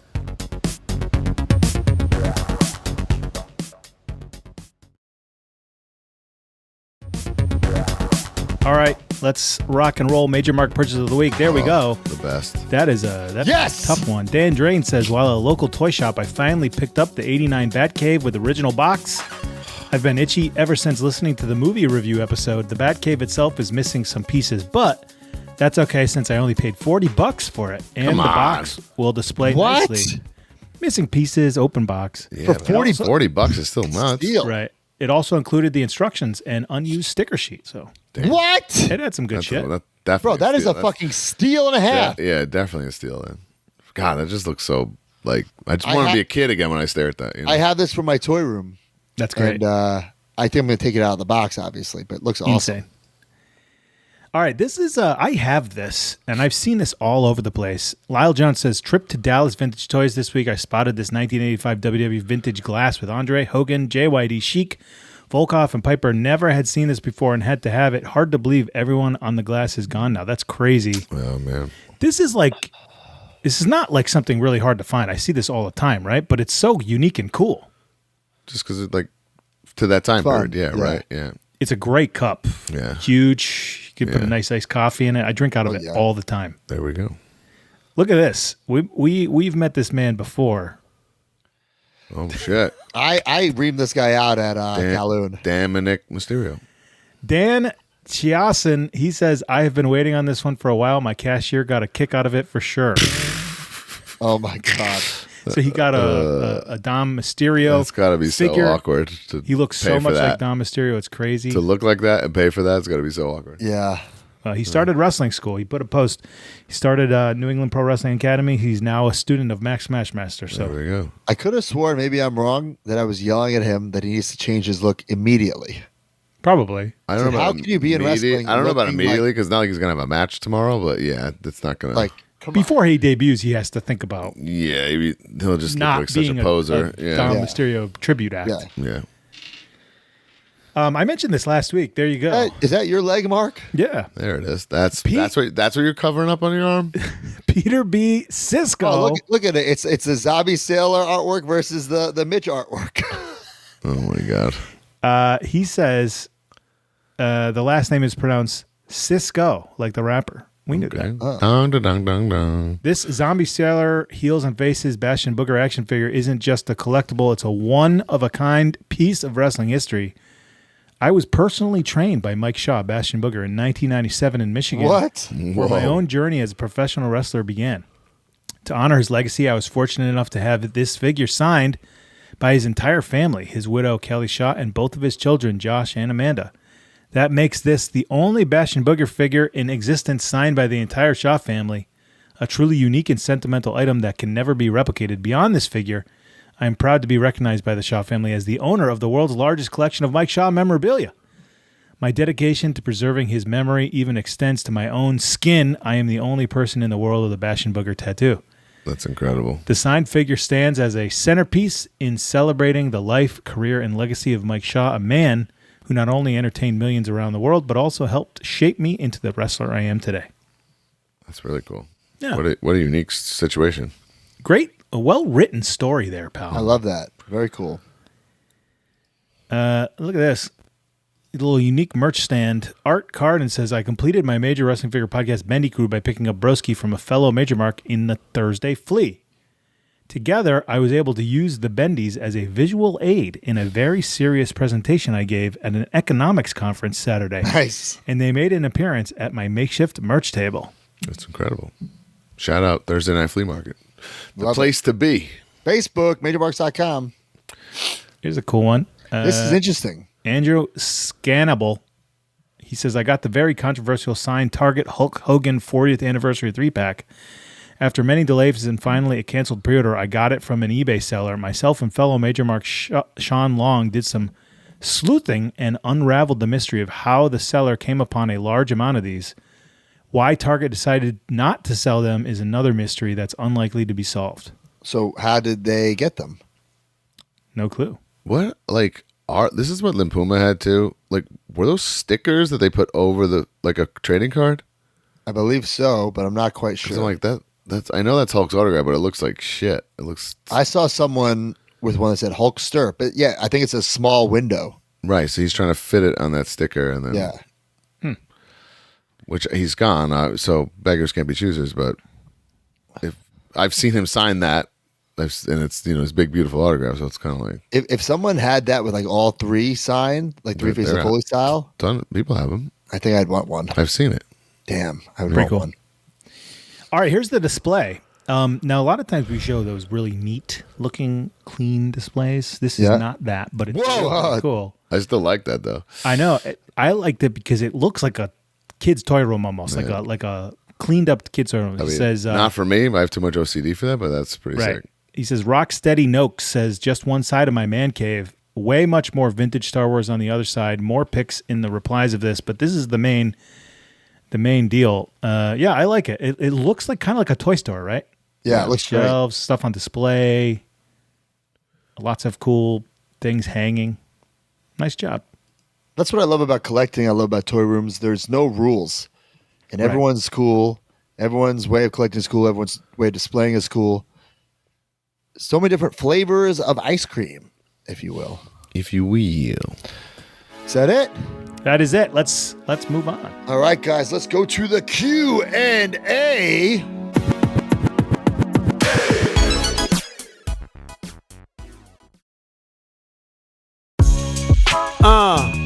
Yeah, it's his dog dropping a new Q&A jingle for you here 2025. Let's go! It's the Q&A for the Major Pod. Here's your chance to ask all you want. Like the Deathmatch King, you'll be riding high. That you're the one that got the major prize. If you're HARD and ready to rock, then post that tag, Ask Major Pod. All right, guys, welcome to the Q&A, my favorite part of the show. Ask your questions. Use the hashtag AskMajorPod. If we read your question on the air, you'll get a prize. And guys, also on MajorMarks.com, we each do our own full-length Q&A every single month. So if you want to ask your questions, head on over to majormarks.com. Ask Brian, ask Mark, ask me. Let's go. What do we got this week? Brian's question, Alex Del Barrio. When you guys first got on the main roster with WWE, how did you find your way on or develop your travel crews? And how much did it suck when you got switched brands and had to find a new travel group? Man, in the very beginning, Brian might have a different recollection, but CM Punk wanted to get the free car. So 1,000,000%. When you first get on the road for the first 60 days, first 30 days, whatever it is, the office will pay for your car. So CM Punk was living in Louisville. We were in Louisville. Isn't it the first 90 days, right? Is it first 90? First 3 months. That's what it was in 2007. Who knows? Right, back then. Yeah, I don't know. Because as a pro wrestler, as a WWE wrestler, believe it or not, you have to pay for your own cars and hotels. But the first 90, I guess, is a little like, hey, guys, get your feet wet. They pay for your car. CM Punk kind of took us under his wing, but also wanted the free car. I get it. Mm-hmm. And so that's how we started riding with Punk. And I believe Domino was there and Swoggle. And money was tight. We would all share the same 5 men in the same room. Brian and I would share a bed. Punk and Domino, Swoggle in the bathtub. And then on the flip side, we got called up right when Jesse and Festus did. So they had their own car that, like, Mike Knox and other people would hop in, maybe Jimmy Wang Yang or something. And then once that ran out, then we kind of found our way. We were with Punk for years. And we would also ride with Jesse and Festus when it could, Swoggle. It was kind of like annoying because like you're splitting cars, splitting expenses, and at the end you're like, all right, well, you owe me this. I paid for this. I paid for that. And then that's what you got to do, though. At one point in my career, it was me and Ziggler, and we never kept track of it. It's like it'll all even out, which is insane to me. It'll all even out. Like I never I book rooms, I book cars, I book. Never ever did we keep track of it. One of you guys probably made out like a bandit on that. No, I think Miz was that's also what involved. I'm thinking. Yeah, Miz was. Who really made out? I think Morrison, because it was like me, Miz, Morrison. Yeah. Well, then Morrison just left, so like he probably. Yeah. But then towards the end, it was selfish, but I think you have to be selfish on the road because we're on the road so often, especially then. I didn't want to ride with anybody. That's crazy to me. And because I didn't want to be on anyone else's schedule. I didn't want to be like, oh, what time do you want to wake up tomorrow? Like if I wanted to sleep in, I wanted to sleep in. If I wanted to wake up early, I wanted to wake up early. I just wanted to do my own thing. And like I said, Ziggler would be the exception. Sometimes Bobby Roode, because we were on the same schedule. But like, I would just like to do my own thing. Even out to this day, like it's crazy. In WWE, you pay for your car and your hotels. In the Indies, they pay for your hotels, right? Even TNA. Right. But they would get like, for instance, like a minion or whatever picks you up, or, Brian's booking somebody, he gets one of his students to pick you up. I did that once. I'm like, wait a minute, I have to be with this guy in the car. I get the building so early. Fuck that. I just rent my car on my own and I do my own thing. I'm on my own schedule. Because when you're on the road that much, it's your life. You got to be comfortable. Which I'm the opposite. I wouldn't never want to be by myself. I'd rather spend it with some camaraderie and people and like make the little sacrifices if someone wants to work out or sleep in or you know what I mean. Not me. Yeah, we know Matt. But yeah, Matt and I got obviously we split up and then I went to FCW. But when I came back, I rode with Swoggle and Kofi for a long time, and then my second run, I basically was with the good. Actually, it started with Bray, and then Bray kept blowing me off to like do shit, and then I was with the Good Brothers, and at the time they were a little too out of hand. But through them, I met Finn Balor, and like we literally one day I didn't even know him. We just like we got to get away from these guys, and we like made our own car, and we rode together for years until the end there, where he went to like NXT, and then Broski and I, the last few months we worked for WWE, Broski and I were riding together because of the pod and. We really were only like going to TVs or a couple live events, or we'd grab Heath and do a couple live events here and there. But yeah, to me, it's the complete opposite. You want to be with people you enjoy, they have common interests, and keep you entertained. And you want to, there's like no place I wouldn't go with Gallows because he's just gonna pop me and fucking make me laugh, and I'd rather that than be by myself. When you mentioned especially in my old age now, driving at night and I don't know where I am, I don't like that shit. You mentioned like we rode together the first couple years of our career. That's why I started out with Ziggler, because we broke up. You know, like That's 100% what happened. The brand split. I got drafted, and then I just started riding with Ziggler. I think You know him from OVW. Yeah, and I think it was another save room situation, save money situation. Yeah. You know, splitting rooms, tan each other's backs, you know, all that stuff. I had some weird riding partners. Like I used to ride with Kane, like me and Glenn. Like, do you imagine the conversations of me and Big Glenn would have? Like, I'm like 25, 26 at the time. Non-existent. You know, talking about Couldn't my have lives less in in, Long Beach. couldn't have Falls. less in common.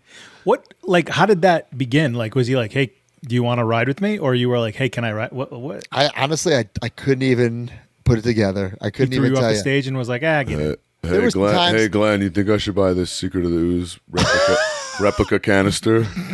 Like there were times like Mark Henry lived in New York and he'd see me at the airport and he'd like bully me into riding with him. Something like me and Mark Henry. I've done it all. I've been on Cena's bus, like riding on Cena's bus to ride with Mark Henry.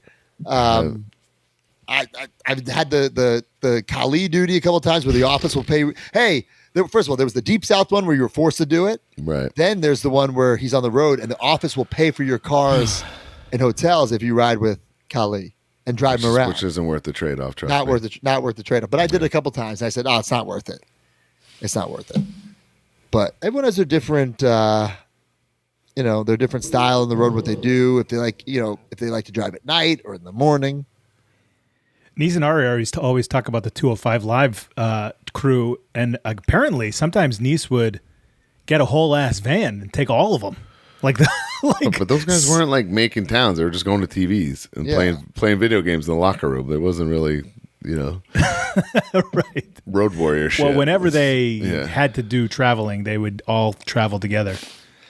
Apparently. It's like a comfortability thing. Everyone's different, but right. Yeah, and it is it's all about being comfortable, because reiterating this, like you're on the road so often, if you're miserable, on the road, your whole life's gonna be miserable. Like at that time, like I legit was on the road 5 days a week. And I'm not counting, like now some people count like travel days as being on the road. Fuck that. I'm saying on the road, I would leave Friday, do Friday, Saturday, Sunday, live events, Raw Monday, SmackDown Tuesday.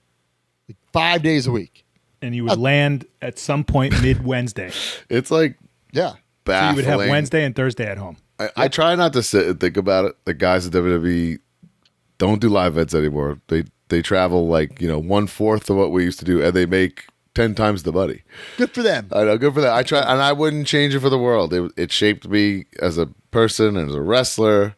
Some of the fondest memories, but man, have things changed. Things have totally fucking changed. We were talking about it earlier, like off air in a group text. We're like, in WWE, that was totally different. But back in the day, like you would do a show, and like you don't know how much you're getting paid till you get the check a couple weeks later. Imagine doing an indie show with TNA and be like, I wonder how much I'm getting. I'll let you know. What? I'll let you know in a couple of weeks. And by the way, what I'm getting paid now for indies is more than I got paid for WWE shows. Like by like times 5, times 6, with no exaggeration. That's crazy. It's fucking wild. So I'm glad that the talent is making the big money, and even now they're not making the money I think WWE superstars should be making. Of course. So times change, everything changes, but yeah, I mean, like Brian said, I wouldn't change those hard times for anything. So many fun memories on the road, and they weren't hard times. It's just the way it was, right? Just the way it was. Yeah, there was no other way. Yeah. Like we've told the story in the pod before. Like once Brian and I were riding with Jesse and Festus. I'll let Brian tell the story better with the car robbery. Oh, Gallows kick. Yeah. It's a long story. I'll say it quickly, but we were in Wichita, I believe, Kansas. We had just done a SmackDown ECW taping. Gallows really wanted to go out with Dave Taylor and just start drinking immediately, but we were all hungry. So he's like, just drop me at the bar. I'm going to meet up with Dave. So we dropped Gallows at the bar. Me, Gordy, and Broski found a nice little IHOP. Went in, had late night dinner at this IHOP.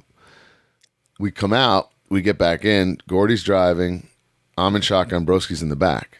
And we get in, and I think Gordy's like fumbling with maybe the GPS or something, trying to figure out how to get back to the hotel. And he goes, old school Garmin. Yeah, and Broski goes, this isn't our car. This isn't our car. He starts freaking out from the back seat, and we're like, We're like, what the fuck are you talking? You know, Gordy, what the fuck are you talking about, Majors?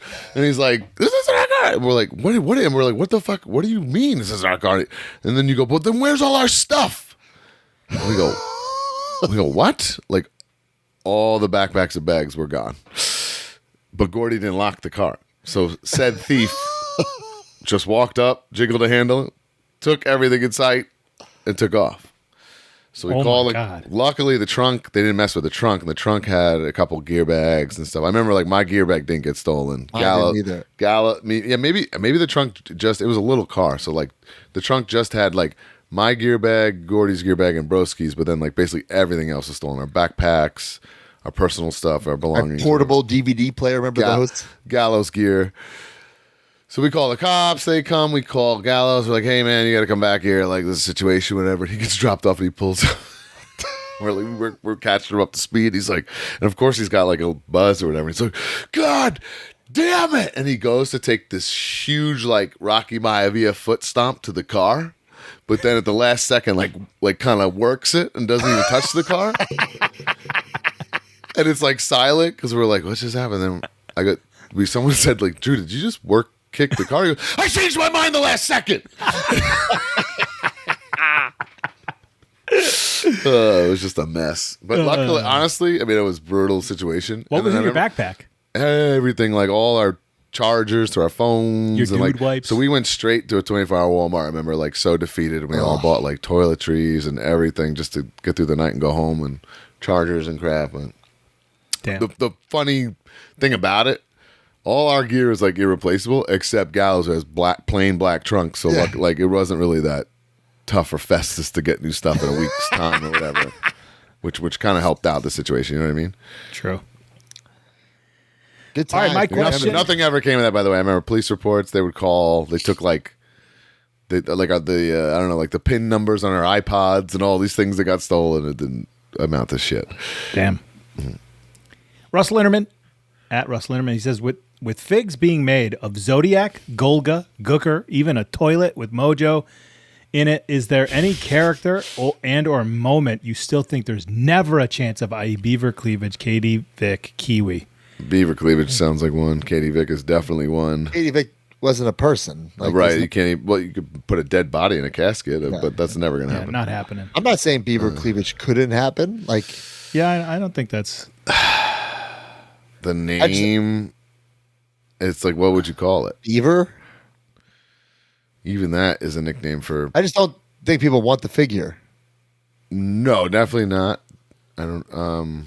I could see Just Chaz. It would be like a fun builder in the Monday Night War, right?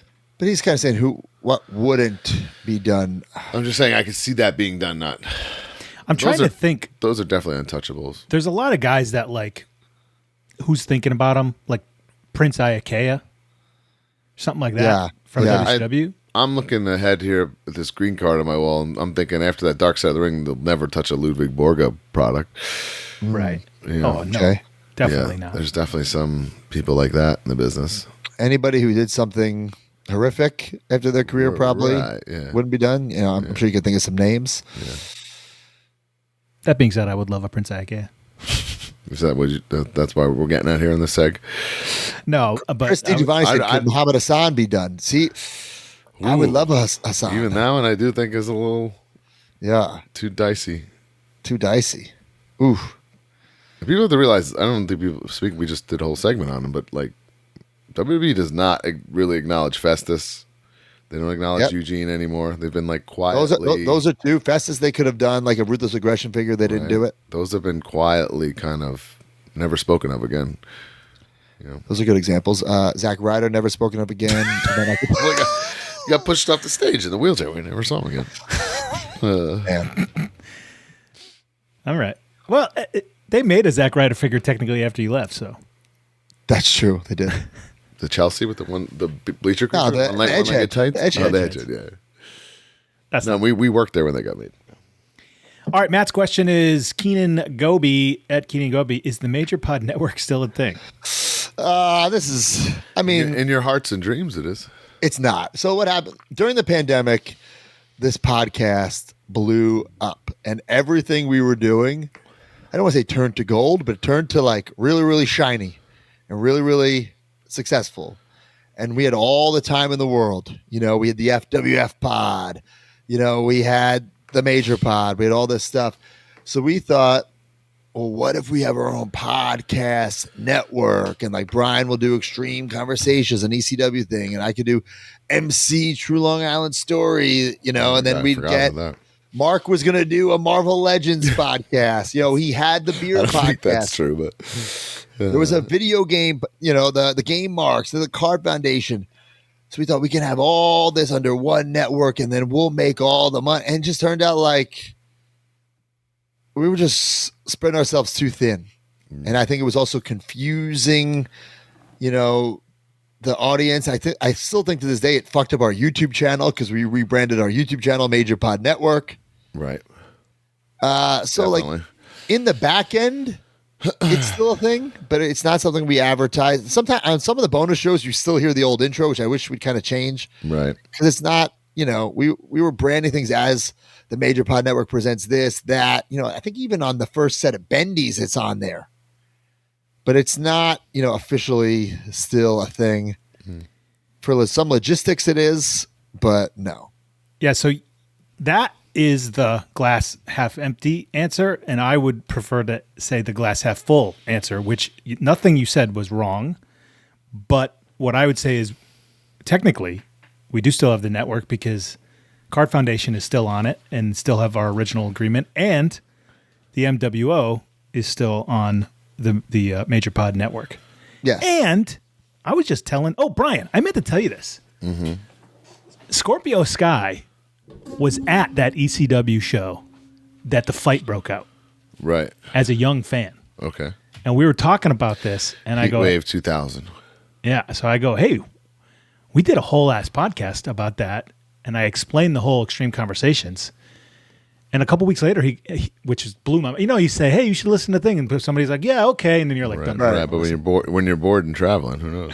But he listened, and he said he loved it. Oh, cool. Oh, it's all great stuff. I listened to 2 of them on my way to Kowloon's, you know, to get in them, and it's incredible. It's just not sustainable, and I've explained this to people time. However, I would never say never on the possibility of doing a short season again of Extreme Conversations. I would never say never about any of this stuff. Yeah. Right. So in my mind, that's the glass half. Of course, Broski's 100% right. But if one day we had the idea, and then maybe you were going to be sitting with some ECW guys or some shit and whatever the hell, we could do it, and it would be right there on our network. If there's never another pandemic, I'm sure we'll bring FWF back. Sure. You know, if one of us got, you know, I couldn't even say if one of us got injured, because when I got injured, my schedule was busier than ever. Mark's not missing a beat, you know? So I'm going to Aruba, and I don't want you guys to act like you know me anymore. Yeah, I think just there's so many things that we have tried, and that's life, right? You learn and you grow. I don't consider Major Pod Network a failure. It just was the success we wanted it to be, but we moved on, we pivoted, and there's so many things we learned from that experiment. Yeah, and the logistics reasons that we did change the YouTube, and you know, this is just talking through the whole thing, right? Like at the time, we're now creating content that is Big Hunts, Broski's full ass podcast episodes, clips from those, the occasional off the hop rope piece, you know, videos with Card Foundation people or whatever the hell. And we're like, where are we putting this? Are we launching new YouTube channels? Which, in retrospect, probably should have done. Yeah. However, at the time, we decided we're going to put it all on the same channel. So how do we put it on the Major Wrestling Figure podcast channel if it's a beer and wrestling thing, right? Yeah. So we changed the whole thing. Everything goes on the one channel, whatever the hell. Then after a while, we're like, we're not even putting anything on there other than Big Hunts anymore. So what's the point in confusing with the brand name? So that's why we made the switch back. Right. But those are all decisions. I mean, we don't make decisions here. Just be like, we thought about it. We had meetings. What should we do? Oh yeah. What are the options? You know, that kind of thing. We thought it was going to be huge. It wasn't, and that is what it is. You know, it's like so far from my mind that I can't even really remember what we were thinking. Well, we had multiple shows for a couple of years. Yeah. Right, but it's just like we've moved on, and it was what Majorland was on it for a little bit. Yeah. Now we don't have those shows. Yeah, now, yeah, it just I didn't do work out. think we should bring the FWF back. There are legs to it in some form. It's just so time consuming, and I think it'd be a fun little bonus. Maybe 1 month, Yeah. FWF is still special time in just our lives, the Major Marks lives. It's still up there. It's not like it's not there. Right. Relive. Both seasons are for free Oh my god! with the papes. Yeah. So very, very cool. All right, moving on. This is a long episode. Holy shit. Yeah, let's go. All right, let's go to some good housekeeping.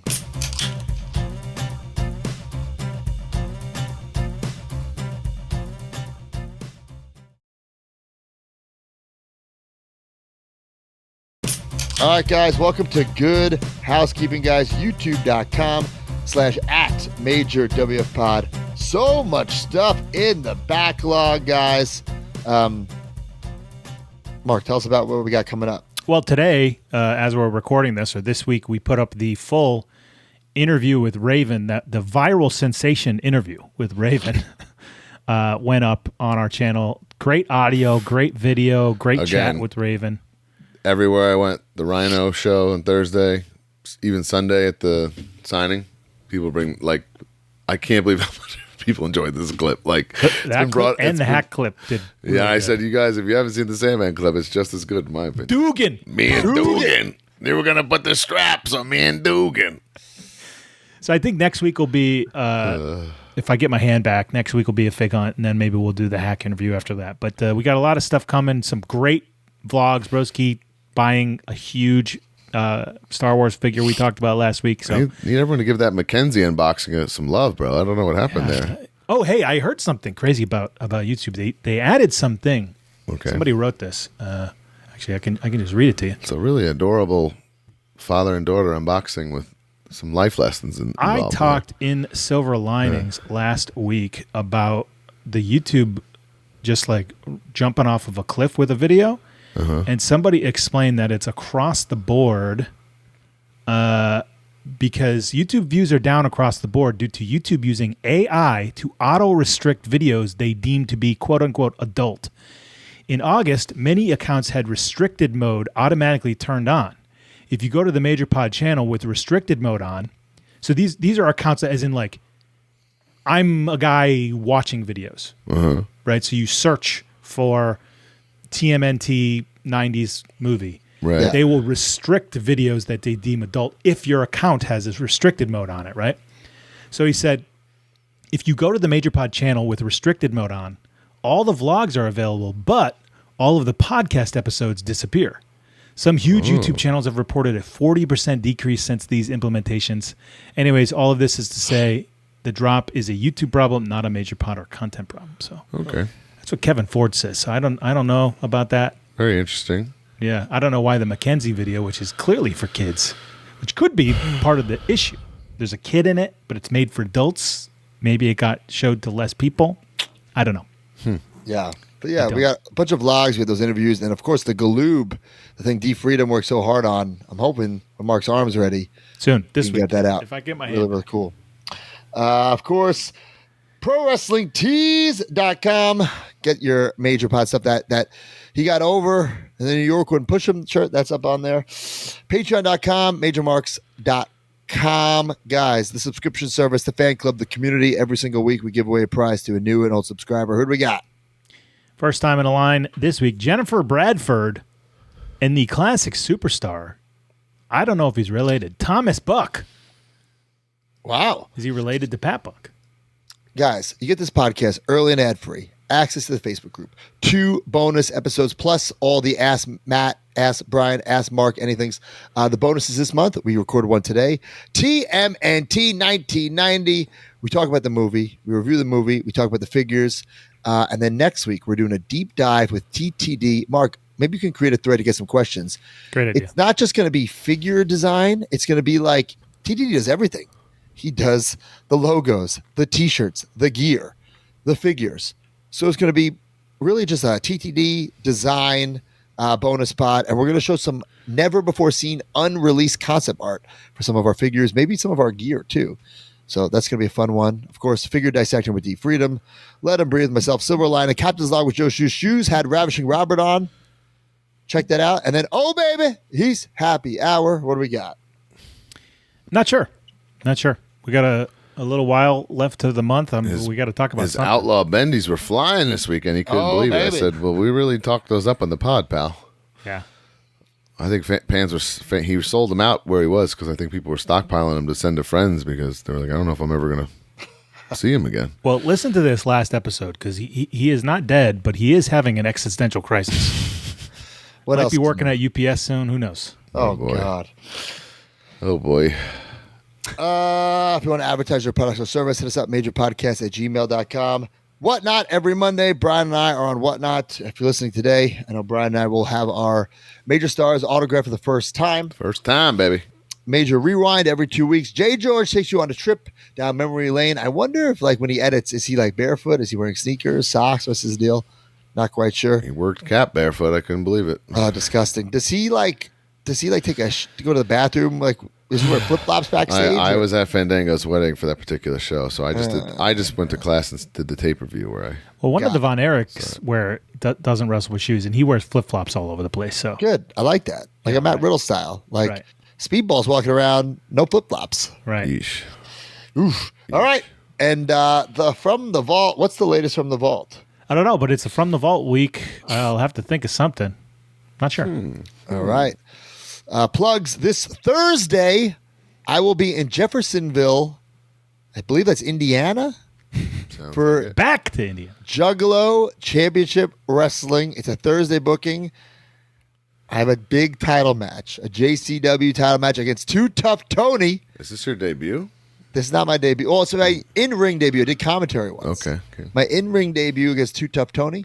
I have an off day on Friday, and then Saturday, GCW in Los Angeles. At the Ukrainian Center? At the Ukrainian Cultural Center. But before GCW, I have a little card show. I'll be there, a little card show signing. Saturday morning card special pop-up event at Burbank Sports Cards from 12 to 1. Saturday morning cards will be there. I will be there. And pick me up something, bro. I might have to pick you up something. So check that out. Burbank Sports Cards and then GC Dub. Well, guys, as soon as I press stop on this recorder, I'm going to stop thinking about toys. I'm only going to be thinking about my wife's clothes on the floor of our hotel room. Oh, it's a blue chew, baby. Get into Aruba, baby. Can't wait. Yeah, we're going to be off the grid. 10-year anniversary trip. No kids. Wow. I'm freaking hyped. But wait, what's this you sent me? But then the work never stops. When I get back, K&S WrestleFest legend myself. How many of these have you done? I don't know. When Ken texted me to do this, I said, you just can't get enough, huh? Do you even get paid for these at this point? I think I paid for these. I'll have quite the plethora of figures and stuff, including Major Stars, live on Facebook signings. Get your mail-ins in this week, by the way. Damn. Great. I'm doing nothing this weekend, guys. Oh, Mark's on the road to recovery. He's doing that Galoob video. He's lying. That's true, actually. I will. All right, guys. Well, thank you, D Freedom. We loved having you guys. Thanks for being in the chat. MajorMarks.com. We love you. We're out of time. Holy shit, long one. 240-some families got signed. 1, 2, 3. I'll be back, Jack. Join the community at MajorMarks.com and get access to exclusive content, behind-the-scenes footage, and become a member of the Major family. You get bonus episodes on our careers, wrestling figure history, and exclusive interviews with our friends and legends in the business each month. You also get early access to YouTube videos and, of course, the weekly podcast ad-free and breaking news updates. Brand new shows featuring Oh, baby. and you. Each month, you can interview someone in the wrestling business with a captain's log. Also, buy, sell, and trade in our exclusive Facebook community where people have become friends in real life. Certain memberships include merch like monthly trading cards and quarterly mystery gifts. Become a Major Mark and join MajorMarks.com today.